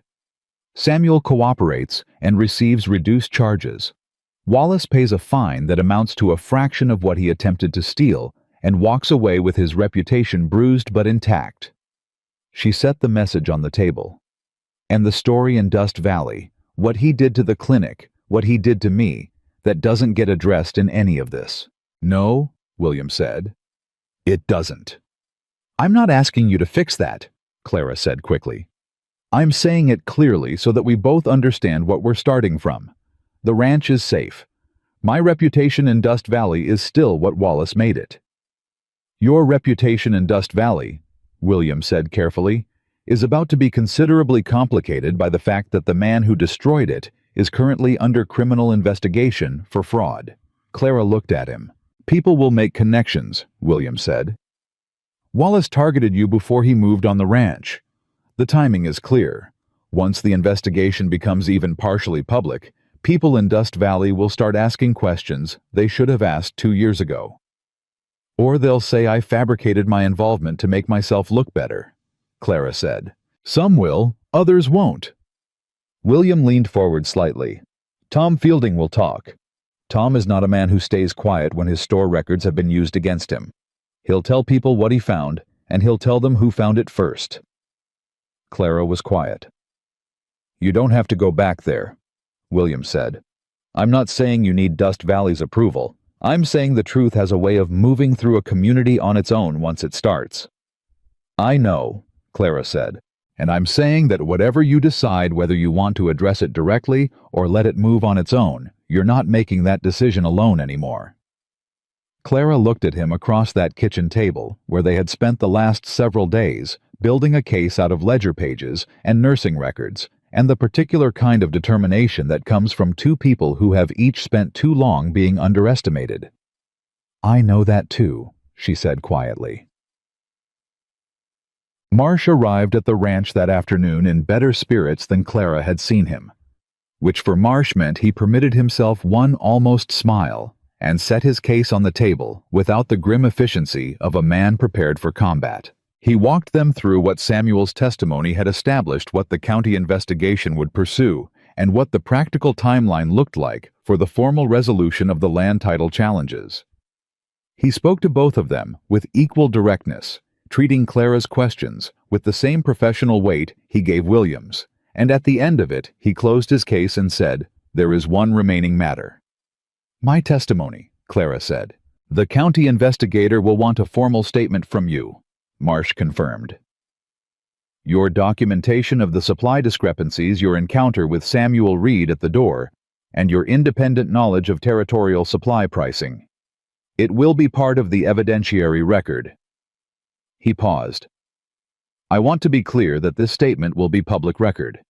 Your name will be attached to it. I understand. It will be visible to people in Dust Valley, to Wallace's lawyers, to anyone who reviews the case. Mr. Marsh, Clara said, I have been a public woman in this territory for 2 years. My name has been attached to things I didn't do, and things I did do, and things that were done to me. I am not afraid of my name being attached to the truth. Marsh nodded. I'll arrange for the investigator to come here if that's preferable to Harlan's Creek, Clara said. I'll come to Harlan's Creek. I'm done conducting my business in places that are more comfortable for everyone else. Marsh looked at William. William looked at Clara. I'll ride with you, he said. I know, Clara said. Odd. They rode to Harlan's Creek 2 days later, and Clara gave her statement to the county investigator in a plain office above the feed store, with William sitting in the hallway outside, and Marsh at the table beside her, and she spoke for 2 hours, with the same clarity and precision she used when explaining a medical procedure. No embellishment, no emotion deployed for effect. Just the clean sequence of what she had found, what it meant, and how she knew. The investigator, a compact man named Briggs, who had the watchful eyes of someone who spent his professional life separating truth from approximation, asked her at one point, Miss Whitmore, how is it that you identified these discrepancies when Mr. Carter, who owns the ranch and the records, did not? Because I had no reason to trust the records, Clara said. Mr. Carter trusted them because he trusted the person who maintained them. I trusted nothing because I arrived with nothing. Fresh eyes and no goodwill to extend, that's not a virtue, Mr. Briggs. It's just my situation. Briggs wrote something down. And your personal records, he said. The nursing supply logs you maintained independently in Dust Valley. You maintained those because you didn't trust the clinic's official ledger. I maintained them because in 2 years on the frontier, I learned that any record which only exists in one place is a record that can disappear, Clara said. I kept my own because they were mine and no one could adjust them without my knowledge. A somewhat distrustful approach. A practical one, Clara said. Medicine teaches you that the difference between what should be true and what is true can be a life. I prefer to deal in what is. Briggs looked at her for a moment. Then he said, Your documentation is the most organized and clearly presented evidentiary material I have received in 11 years of investigation work. Clara looked at him. Is that a compliment or a concern? It is an observation, Briggs said, with admiration attached. When they came out of the building, William was standing in the hallway exactly where she had left him, and he straightened when she appeared, reading her face before she said a word. Done, she said. How was it? Efficient, Clara said. Briggs is a good investigator. He asked the right questions. They walked out into the street together, and Clara stopped on the boardwalk because the afternoon was clear and cold, and she needed a moment to simply stand in it to feel the particular quality of air on the other side of something finished. How do you feel? William asked. Clara thought about it honestly, the way she always did when he asked her a genuine question. Like I put something down that I've been carrying for 2 years, she said, and I'm not sure yet what my hands are for without it. William stood beside her, not rushing her, not filling the moment with reassurance she didn't need. I know something about that, he said. She looked at him. After Thomas died, he said. I ran the ranch the way I'd run a military campaign. Constant movement. Constant problem. If I stayed busy enough, I didn't have to figure out what my hands were for without him in the world. He paused. It took about 2 years before I realized I was running from the question rather than toward anything. What changed? Clara asked. I got tired, William said simply. You can only outrun yourself for so long before your legs give out. Clara was quiet for a moment. What did you find when you stopped running? An empty house, William said, and the beginning of understanding what I actually wanted it to be. They stood on that boardwalk in the cold afternoon air of Harlan's Creek. Two people who had each been out running something for long enough that stillness felt almost unfamiliar, and yet standing here together, it didn't feel like stopping. It felt like arriving. "We should start back," Clara said. "We should," William agreed. Neither of them moved for another moment. Then they walked to the horses and rode back toward Carter Ridge Ranch in the long light of a March afternoon, and the road that had seemed 50 miles long a week ago felt somehow like the right length for where they were going. The news from Dust Valley reached the ranch 4 days later in the form of a letter addressed to Clara. She recognized the handwriting before she opened it. Margaret Eberhardt, Tom's wife.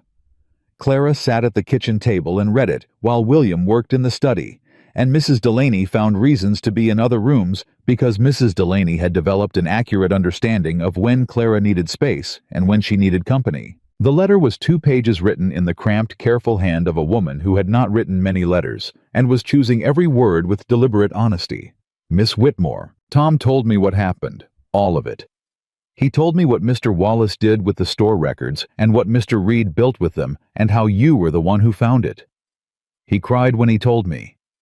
Tom has not cried in front of me in 23 years of marriage, so I want you to understand that I am telling you something significant. He also told me that you left Dust Valley believing that no one here thought well of you.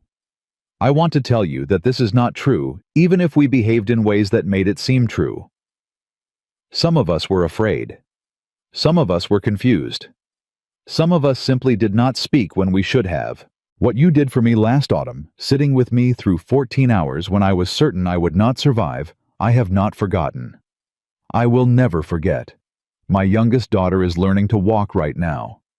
Every time I watch her take a step, I think of you. Tom says you have found a place at Carter Ridge Ranch. I am glad. You deserve a place where people can see you clearly, with gratitude that I know is insufficient. Margaret Eberhardt. Clara put the letter down on the table. She sat with it for a long time. She had spent 2 years telling herself that she didn't need Dust Valley to apologize, that she had made peace with what happened, that she had filed it under the category of things that were true and unfortunate and could not be changed, and had moved forward accordingly.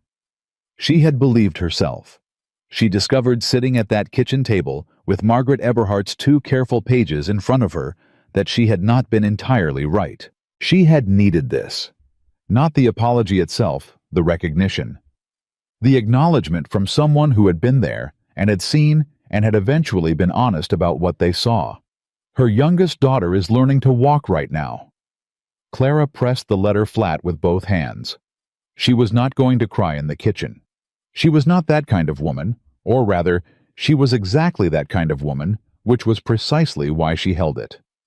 William appeared in the doorway. He read her face in the way he had learned to read it, not the surface which was composed, but the thing underneath. "Good news or hard news?" he asked quietly. "Both," Clara said. "In the same envelope." He came and sat across from her without asking if he should, because they had moved past the point where he asked permission for that kind of thing, and she slid the letter across the table without being asked, because they had moved past the point where she needed to decide whether to share. He read it. He set it back down. "Margaret Eberhardt," he said. "Her daughter nearly died last October," Clara said. "Difficult birth. I sat with her for 14 hours. I remember Tom talking about it." "He cried," Clara said. "When he told her about what happened with the records. Tom Fielding cried." She looked at the letter. "I have known Tom Fielding for 2 years, and I would have said he was not a man who cried." "Everyone cries about something," William said. "I know." Clara was quiet. "I just didn't know I was one of the things Tom cried about." William said nothing. He understood that this moment didn't need words. After a while, Clara picked up the letter, folded it carefully, and put it in her notebook, the one with all the supply records, the one that had helped save a ranch. She put Margaret Eberhardt's letter alongside the evidence of everything that had happened in the last week, because it was evidence too. evidence of a different kind. I want to write back to her, Clara said. Of course, William said. And I want to eventually... She stopped. I want to go back to Dust Valley. Not for Wallace, not for any of it. I want to go back because Margaret's daughter is learning to walk, and I would like to see that. Then we'll go, William said. Clara looked at him. We... You said we, William pointed out. When you said you'd stay, you said you wanted to stay and that it was a decision. That implies a shared space. I said I wanted to stay at the ranch, Clara said carefully. I didn't specify a shared space. No, William agreed. You didn't. He looked at her with those steady, honest eyes. Clara, he said. William, she replied in the same tone.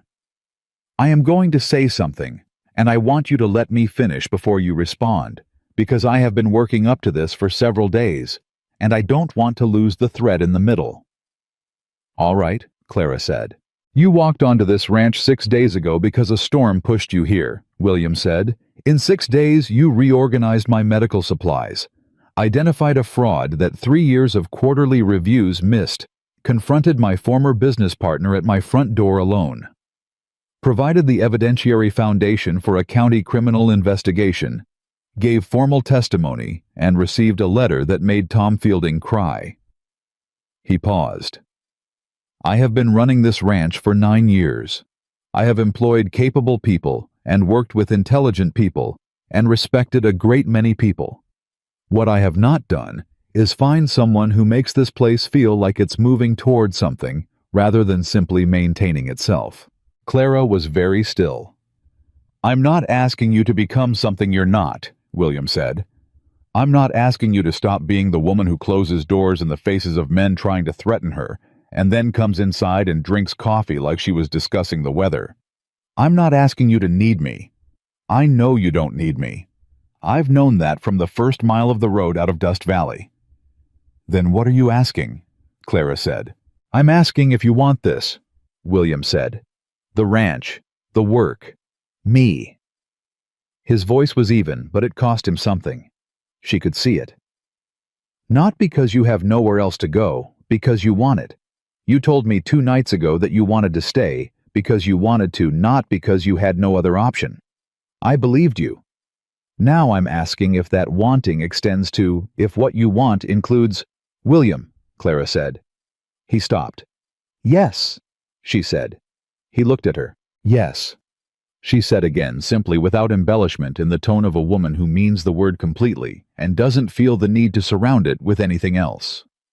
The kitchen was very quiet. Then William Carter reached across the table and took her hand, not dramatically, not urgently, but with the careful, deliberate certainty of a man picking up something he intends to keep. Clara looked at their hands. She thought about the suitcase by the front door, where it had sat for 6 days after she stopped meaning to leave. She thought about Margaret Eberhardt's daughter learning to walk.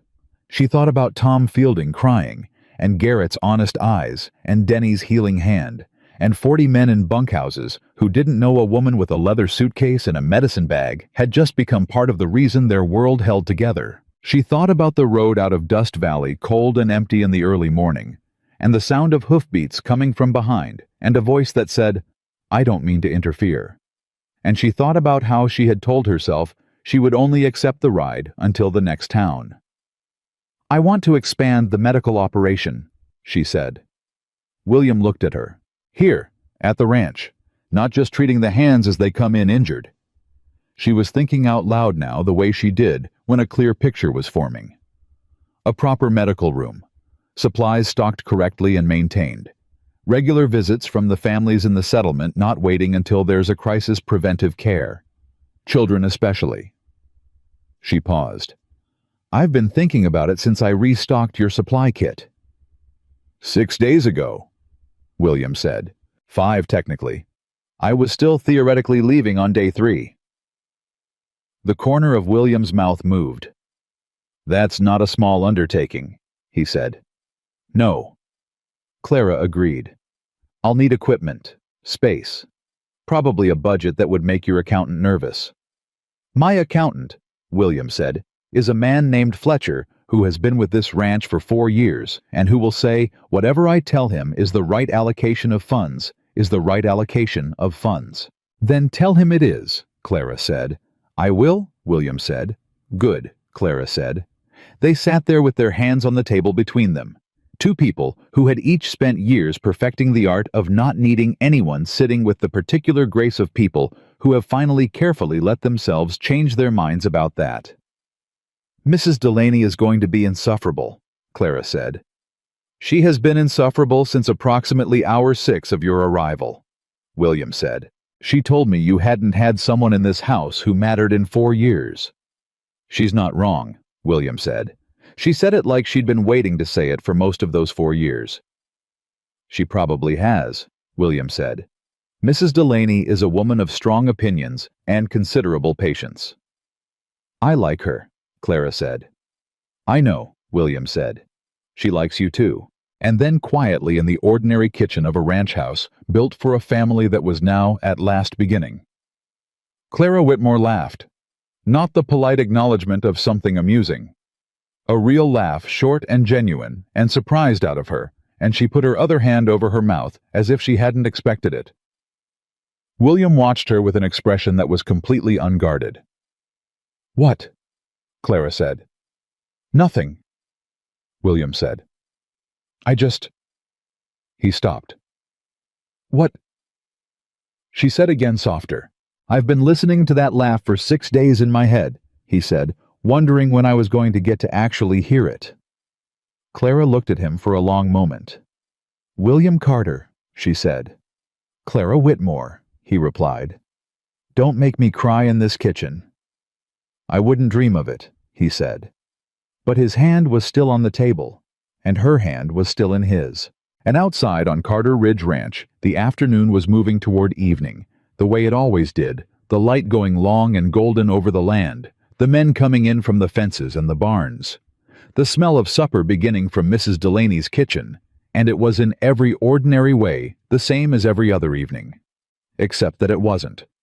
Because something that had been absent for a very long time had come back into the house, and this time it intended to stay. The letter from Everett Marsh arrived on a Tuesday morning 3 weeks after Clara gave her testimony, and it was the kind of letter that changed the weight of a room the moment it was read aloud. William read it standing at the kitchen table, still in his work coat, and Clara watched his face go through 3 distinct things before he set the paper down. Wallace settled, he said. Terms, Clara asked. Full withdrawal of the land title challenges. Repayment of all documented financial losses to the ranch marsh calculates it at just over $11,000 over 3 years. William's voice was steady. And a formal written acknowledgement filed with the county court that the fraud was orchestrated through manipulation of Carter Ridge Ranch's business accounts by Samuel Reed, acting in coordination with Wallace's commercial interests. Clara was very still. A written acknowledgement. Public record, William said. Marsh pushed hard for it. He said Wallace's lawyers fought it harder than any other term, more than the money. William looked at her.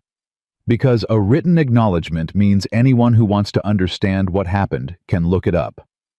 Anyone in Dust Valley, Clara said. Anyone in this territory, William said. Clara sat down. She had told herself, and told William, and told herself again, that she did not need Dust Valley's understanding to be at peace with what had happened. She had meant it every time she said it. She had constructed her sense of self on foundations that didn't require anyone else's acknowledgement to hold.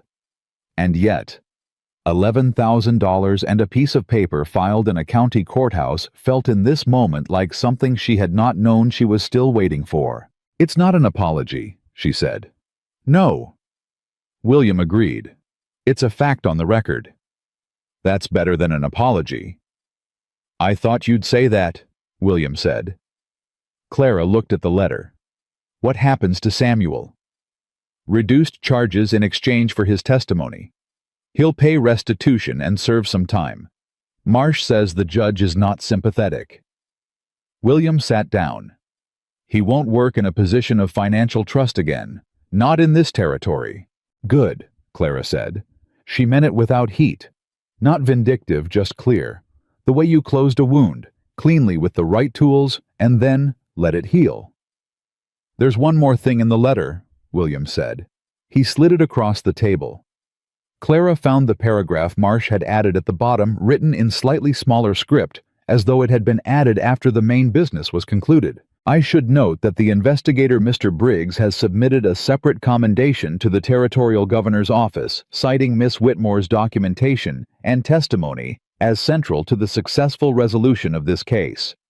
He indicated it was the most precisely organized, independent evidentiary contribution he had encountered in his career. I thought she should know. Clara read it twice. She put the letter down. She got up, went to the kitchen window, and stood there for a moment, looking at nothing in particular. Clara, William said. Give me a minute, she said. He gave her a minute. She used it to do the internal work she always did when something hit harder than expected, the quiet, private process of absorbing it, placing it correctly, not letting it become more than it was or less than it was. Then she turned around. All right, she said. All right, William asked. It's done, Clara said. It's actually done. And the way she said it, not triumphant, not relieved, but simply certain like a woman who has finished a long surgery and knows the patient is going to live, was the most complete thing William Carter had ever heard. The idea of the medical room had been gathering shape in Clara's mind for 3 weeks, and the morning after Marsh's letter, she walked William through it with the focused precision she used for everything she had decided to do. Not a corner of an existing room. Not a box of supplies in a pantry. A dedicated space properly equipped with examination capacity, clean storage, and enough room to treat 2 patients simultaneously if necessary. The outbuilding east of the main barn, Clara said. It's structurally sound. I had Augustine check it. The roof is good. The floor needs work, but that's straightforward. With 4 men in a week, we could have it functional. What do you need inside it? William asked. An examination table purpose-built. Shelving for supplies organized by category with a locking cabinet for medications. A stove for sterilization. Good light, that's the most important thing. Whatever windows exist need to be enlarged, and I want 2 oil lamps on adjustable mounts. That's a specific list. I've been building it in my head since I restocked your kitchen pantry kit, Clara said, which was the worst organized medical supply I have ever encountered, including the field kit I worked from during a mining accident 2 winters ago. That bad. Bandaging material stored next to cooking flour, Clara said. Yes, that bad. William looked at her. That look of revision and recognition she had catalogued in the first days, which had not gone away, so much as deepened into something more deliberate. I'll talk to the men today, he said. I also want to talk to the families in the settlement, Clara said. Not just treating injuries as they happen, regular visits. Children especially, there are things I can prevent with early attention that I cannot fix once they become serious. They'll come, William said, once they know you're here. Some will be reluctant, Clara said. People on the frontier have complicated relationships with medicine. It costs money, it involves admitting vulnerability, and they've often been failed by the people who were supposed to provide it. Like Dust Valley failed you, William said. Like Dust Valley failed its people, Clara corrected. I was the symptom of the problem. The problem was that Wallace made medicine a commercial instrument rather than a service. What do you do about reluctance? You show up, Clara said. Consistently. You do good work, and you don't make people feel judged for coming late or for having let something go too long. You make the threshold as low as possible. She paused. And you let word of mouth do the rest. In a community this size, one good outcome told to one neighbor reaches everyone within a week. William nodded slowly. Garrett, he said. Garrett's cough has significantly improved with the treatment I recommended, Clara said. Garrett talks to every man on this ranch every single day. He has told each of them something about what I said to him. I guarantee it. He has, William confirmed. Fletcher asked me last week if you'd look at his knee. Tell Fletcher to come find me, Clara said. I already did, William said. Clara looked at him. Yesterday, he said. I told him to come find you yesterday. And did he? He's been trying to work up the nerve, William said. He's 62 years old and has never willingly seen a medical professional in his life. Tell him I'll come find him, Clara said. It's easier for the first one. Dad. Fletcher's knee was worse than he had let on, which surprised exactly no one except Fletcher, who had apparently developed a detailed personal philosophy centered on the idea that pain was a private matter, and if you ignored it long enough, it would eventually get the message. Clara spent 40 minutes with him in the barn, which was where Fletcher had been standing when she found him, because he was 62 and stubborn and had clearly been hoping she'd change her mind about coming. She examined the knee with careful hands and asked questions in the tone she used when she needed honest answers and knew the patient would be tempted to minimize. How long has the swelling been this bad? She asked. Comes and goes, Fletcher said. How long has it been coming and going? Couple years. Fletcher. He looked at her. I am not going to tell William if that's what you're worried about, Clara said. Your health is your business. I am telling you what I see, and you decide what to do with it. That's the arrangement. Fletcher's expression shifted slightly. Nobody ever said that to me before? Said what? That it was my business. He paused. Doc Horton in Harlan's Creek always made you feel like you were being sent to the principal's office. Dr. Horton, Clara said, told Garrett his cough was dust. So I would take Dr. Horton's approach to patient dignity with a degree of skepticism. She finished her examination and sat back. Your knee has sustained cumulative damage from years of hard physical work. There's significant inflammation in the joint. I can reduce the inflammation with proper treatment and give you something to manage the pain more effectively. What I cannot do is reverse the underlying wear. So it'll get worse, Fletcher said. Over years, yes. How fast depends significantly on how you manage it now. And if I manage it, you ride for another 10 years, Clara said. Possibly more. If you don't, you're looking at a different timeline. Fletcher was quiet. I'd like to keep riding, he said in the tone of a man making a concession that cost him something. Then let me help you do that, Clara said. He nodded. Once. The nod of a man who had decided something. By the time Clara left the barn, Fletcher was holding a small paper of instructions she'd written out in plain language, and he was reading it with the concentrated attention of a man who intended to follow directions, even though following directions went against his fundamental character. Garrett was waiting just outside the barn door because of course he was. Well, Garrett said. Go away, Garrett, Clara said pleasantly. He all right? He will be if he does what I told him. He'll do it, Garrett said with certainty. Fletcher does what women tell him. He just needs to be convinced it was his own idea. He paused. How's he going to be convinced it was his own idea? I told him his knee was his business and his decision, Clara said. That's generally sufficient. Garrett looked at her. You know people, he said. I've been paying attention to them for 31 years, Clara said. You start to notice patterns. Blood. The medical room was finished in 8 days. Not the projected week, because on day 4, Augustin recruited 3 additional men from the North Fence Line crew who had apparently decided on their own that this was a project worth finishing fast. Clara spent the afternoon of the 8th day organizing it, and when she was done, she stood in the center of it and looked at the shelves and the examination table and the 2 oil lamps on their adjustable mounts, and the window that let in the afternoon light at exactly the angle she had asked for, and she felt something she had not felt in 2 years. Ready. Not just capable ready. The specific combination of preparation and place and purpose that made a person feel like they were exactly where they were supposed to be doing exactly what they were supposed to be doing. William appeared in the doorway.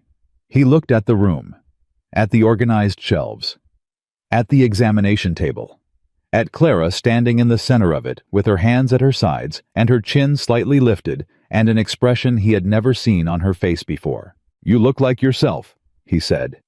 Clara turned to look at him. What does that mean? I've been watching you for 3 weeks, William said. "You always look capable. You always look focused. You look like someone who knows what she's doing and intends to do it." He paused. "Right now you look like yourself, like the doing and the person are the same thing." Clara looked at him for a long moment. "That's the most accurate thing anyone has ever said to me," she said quietly. "I pay attention too," William said. "I just didn't have 31 years of practice when I started." "How long have you had?" "3 weeks," he said. Clara looked back at the room. "The first family from the settlement is coming Thursday," she said. "Margaret sent word. She's bringing the baby. Margaret Eberhardt. She wants me to do a proper examination. First one since the birth."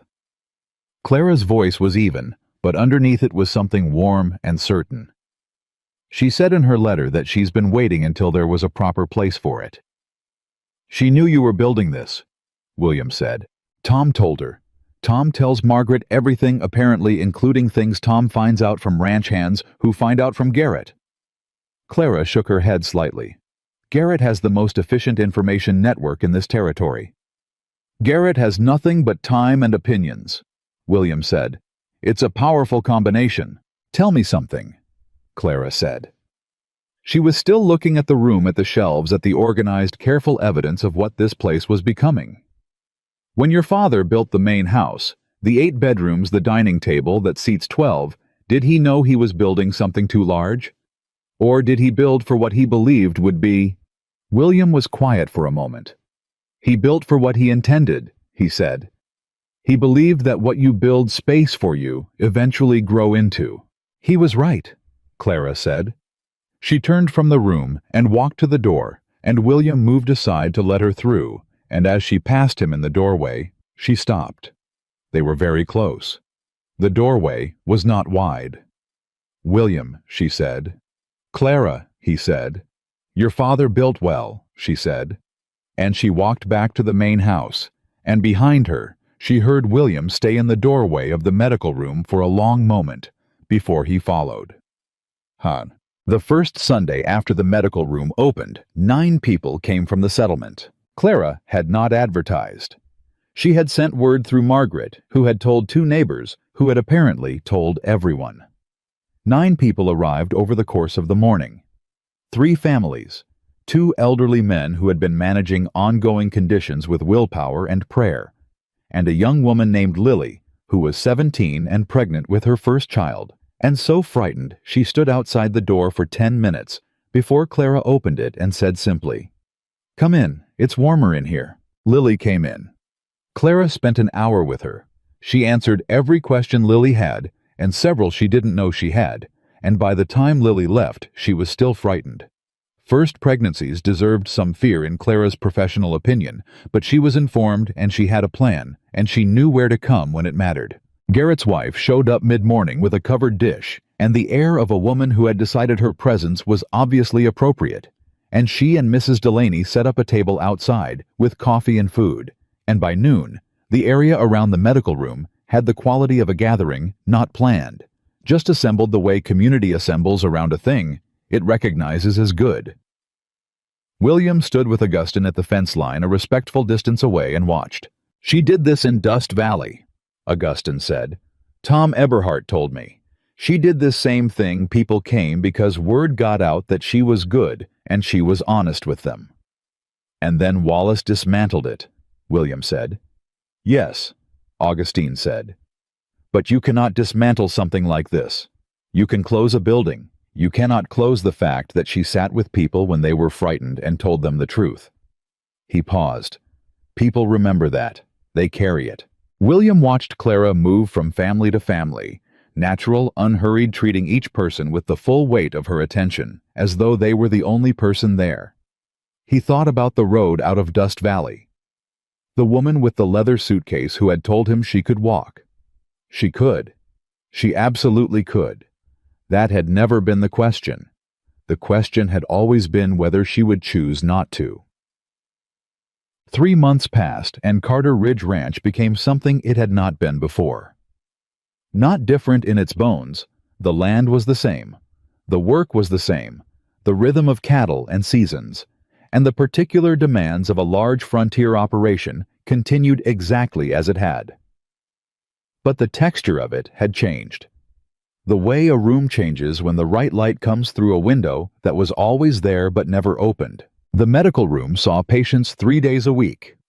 Word had spread beyond the settlement. Families from 2 other communities in the territory had begun making the ride to Carter Ridge, which meant Clara was now managing a patient population of just over 40 families, which meant she needed more supplies, which meant William had a standing order with 2 different suppliers in Harlan's Creek and had negotiated a price that made Fletcher, the unofficial financial conscience of the ranch, say with surprised respect, "That's a good deal." "I watched Clara negotiate her supply orders for 2 hours," William told him. "I learned something. Lily came back when her time came in the 5th month, and she came to Clara rather than the woman in the settlement who had been doing births for 20 years, and Clara considered that the most significant professional endorsement she had received. The birth was straightforward, which Lily did not believe while it was happening, but was grateful for afterward. Clara sat with her for 7 hours, talking her through it with the same calm directness she used for everything. And when it was over, and Lily was holding her son and crying in the particular way of a woman who has just done something she was not certain she could do, Clara sat with her in the quiet and let the moment be what it was. Denny looked in at the door. At one point he had taken it upon himself to be generally available during the birth for reasons he did not articulate, and Clara sent him for warm water and clean cloth, and he went so fast he nearly tripped over his own boots. "He's going to be useful someday," Clara told Lily. "He's sweet," Lily said, looking at her son. "He is," Clara agreed. "They sometimes are." Well, William asked her to marry him on a Wednesday. Not a special Wednesday. A Wednesday in June, when the work was ordinary, and the day was long, and they were both tired, in the good way of people who had done real things. He asked her at the kitchen table after supper, while Mrs. Delaney was pointedly doing something in another part of the house, and the light was going, and the ranch was settling into evening. He did not make a production of it. He said, "I'd like to marry you, if that's what you want." Clara looked at him across the table. "Is that a question or a statement?" she asked. "It's a question," he said. "Poorly phrased." "It was fine," Clara said. "Well," Clara looked at her hands on the table, at the small scar on her right index finger from a surgical instrument that had slipped during her first year of practice, at the capable, experienced, certain hands of a woman who had spent years learning to trust them when nothing else was trustworthy. "Yes," she said.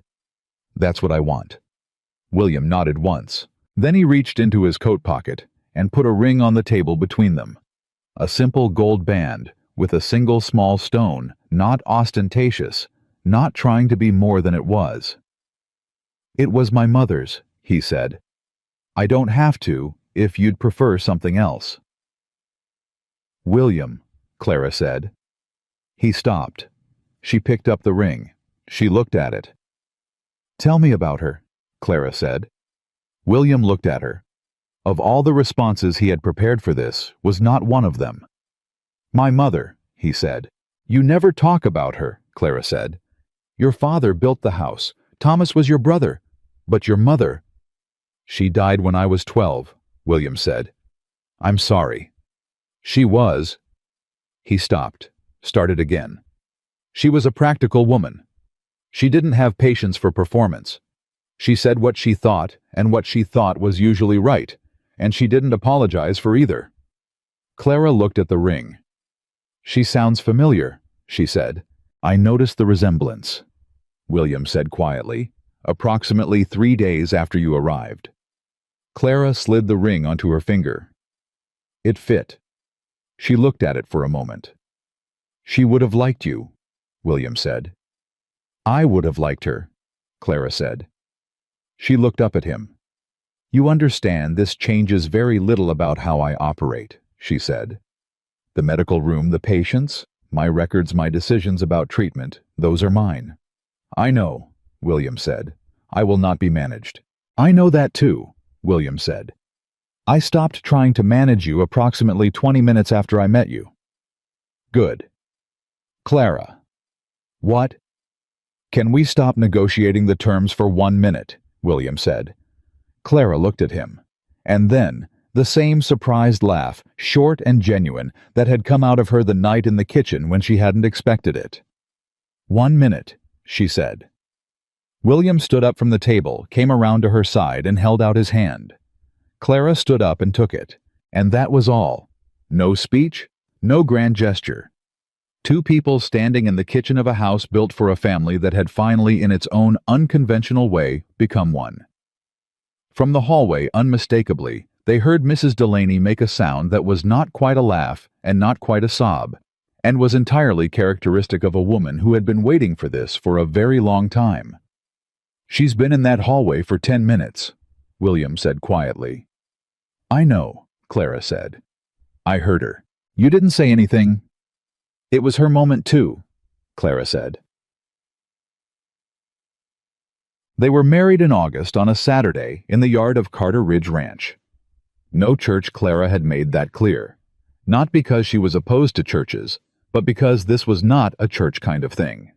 This was a ranch, and the people who mattered were here, and the place that mattered was here, and the ceremony should be where they actually lived rather than in a building that would see them twice a year. Marsh came, because Marsh had become through the course of the preceding months something closer to a friend than either man would have been comfortable articulating directly. He stood with the other witnesses and had the expression of a man attempting to appear professionally detached and failing quietly. Tom and Margaret Eberhardt came from Dust Valley. Tom had driven them the entire distance with his Sunday coat and a resolute expression, and upon arriving had shaken William's hand and then looked at Clara for a long moment and said, "I should have spoken up." "You came today," Clara said. "That's not the same thing." "No," Clara agreed. "But it's something." Tom nodded. He seemed to have expected her to let him off the hook more easily, and the fact that she hadn't seemed to settle something in him rather than wound it. Margaret held her son, who was 4 months old and interested in everything, and stood next to Clara before the ceremony and said, "You look beautiful." "I look like myself," Clara said. "That's what I said," Margaret replied. Garrett stood with the ranch hands in a row that was not military, but had that quality. The quality of men who had decided this mattered and were conducting themselves accordingly. Denny stood straight and tried to look older than 19 and almost succeeded. Augustine stood at the end of the row, with the particular stillness of a man who had seen many things and recognized this as one of the good ones, and Fletcher, who had ridden out that morning on a knee that was by his own admission about 40% better than it had been in 2 years, stood next to Garrett and said nothing, and looked at the front of the group with the expression of a man who was not going to cry and was working very hard at it. The ceremony itself was short. The man who performed it was a circuit judge who owed Marsh a favor and had, Clara suspected, been briefed on the approximate patience level of the bride. He was efficient. When it was over and William held Clara's hand under the wide Montana sky, with the mountains going blue in the distance, and 40 men and their families, and 2 people who had driven from Dust Valley all looking at them, he leaned close and said quietly against her hair, "You remember the first thing I said to you?" Clara turned to look at him. "You don't walk alone anymore," she said. "I meant it then," William said. "I mean it more now." Clara looked at him, at this man who had stopped on a cold road for a woman with a suitcase, and the word "no" still fresh on her lips, who had shown her an empty house and not apologized for its emptiness, who had trusted her with ledgers and fraud and the kind of honest conversation that most people spend entire lifetimes avoiding. "I know you did," she said. "Both times."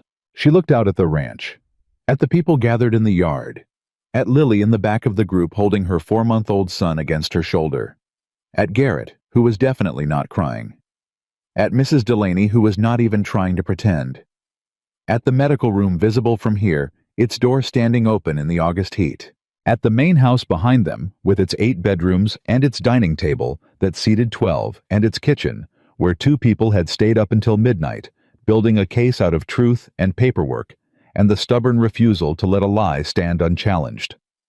She thought about the road out of Dust Valley, the old leather suitcase, The 52 miles of open country that had seemed on that cold March morning like the beginning of nothing. She thought about fear as information, about the difference between standing still and arriving, about the particular grace of choosing something not because you have no other option, but because you want it fully clearly, with your eyes open and your hands steady. The woman who had walked away from Dust Valley with everything she owned in one suitcase now stood on 4,000 acres, surrounded by people who had chosen her as clearly as she had chosen them. She had not found a place that accepted her. She had built one. She had walked in the door of this life on a stormy night with mud on her boots and a medicine bag over her shoulder, and a determination that she would not beg anyone for a single thing she had not earned. And she had earned this: every ledger page, every testimony, every patient, every honest conversation across a kitchen table at midnight, every choice to stay when leaving would have been easier. She had earned all of it, and it was hers. Clara Whitmore. Clara Carter looked at her husband and at her ranch and at the life she had made with her own capable hands, and she understood something she had been working her way toward for 31 years. Home was not the place that opened its arms to you. Home was the place you had the courage to claim. She had claimed this one, and she was never walking away from it again.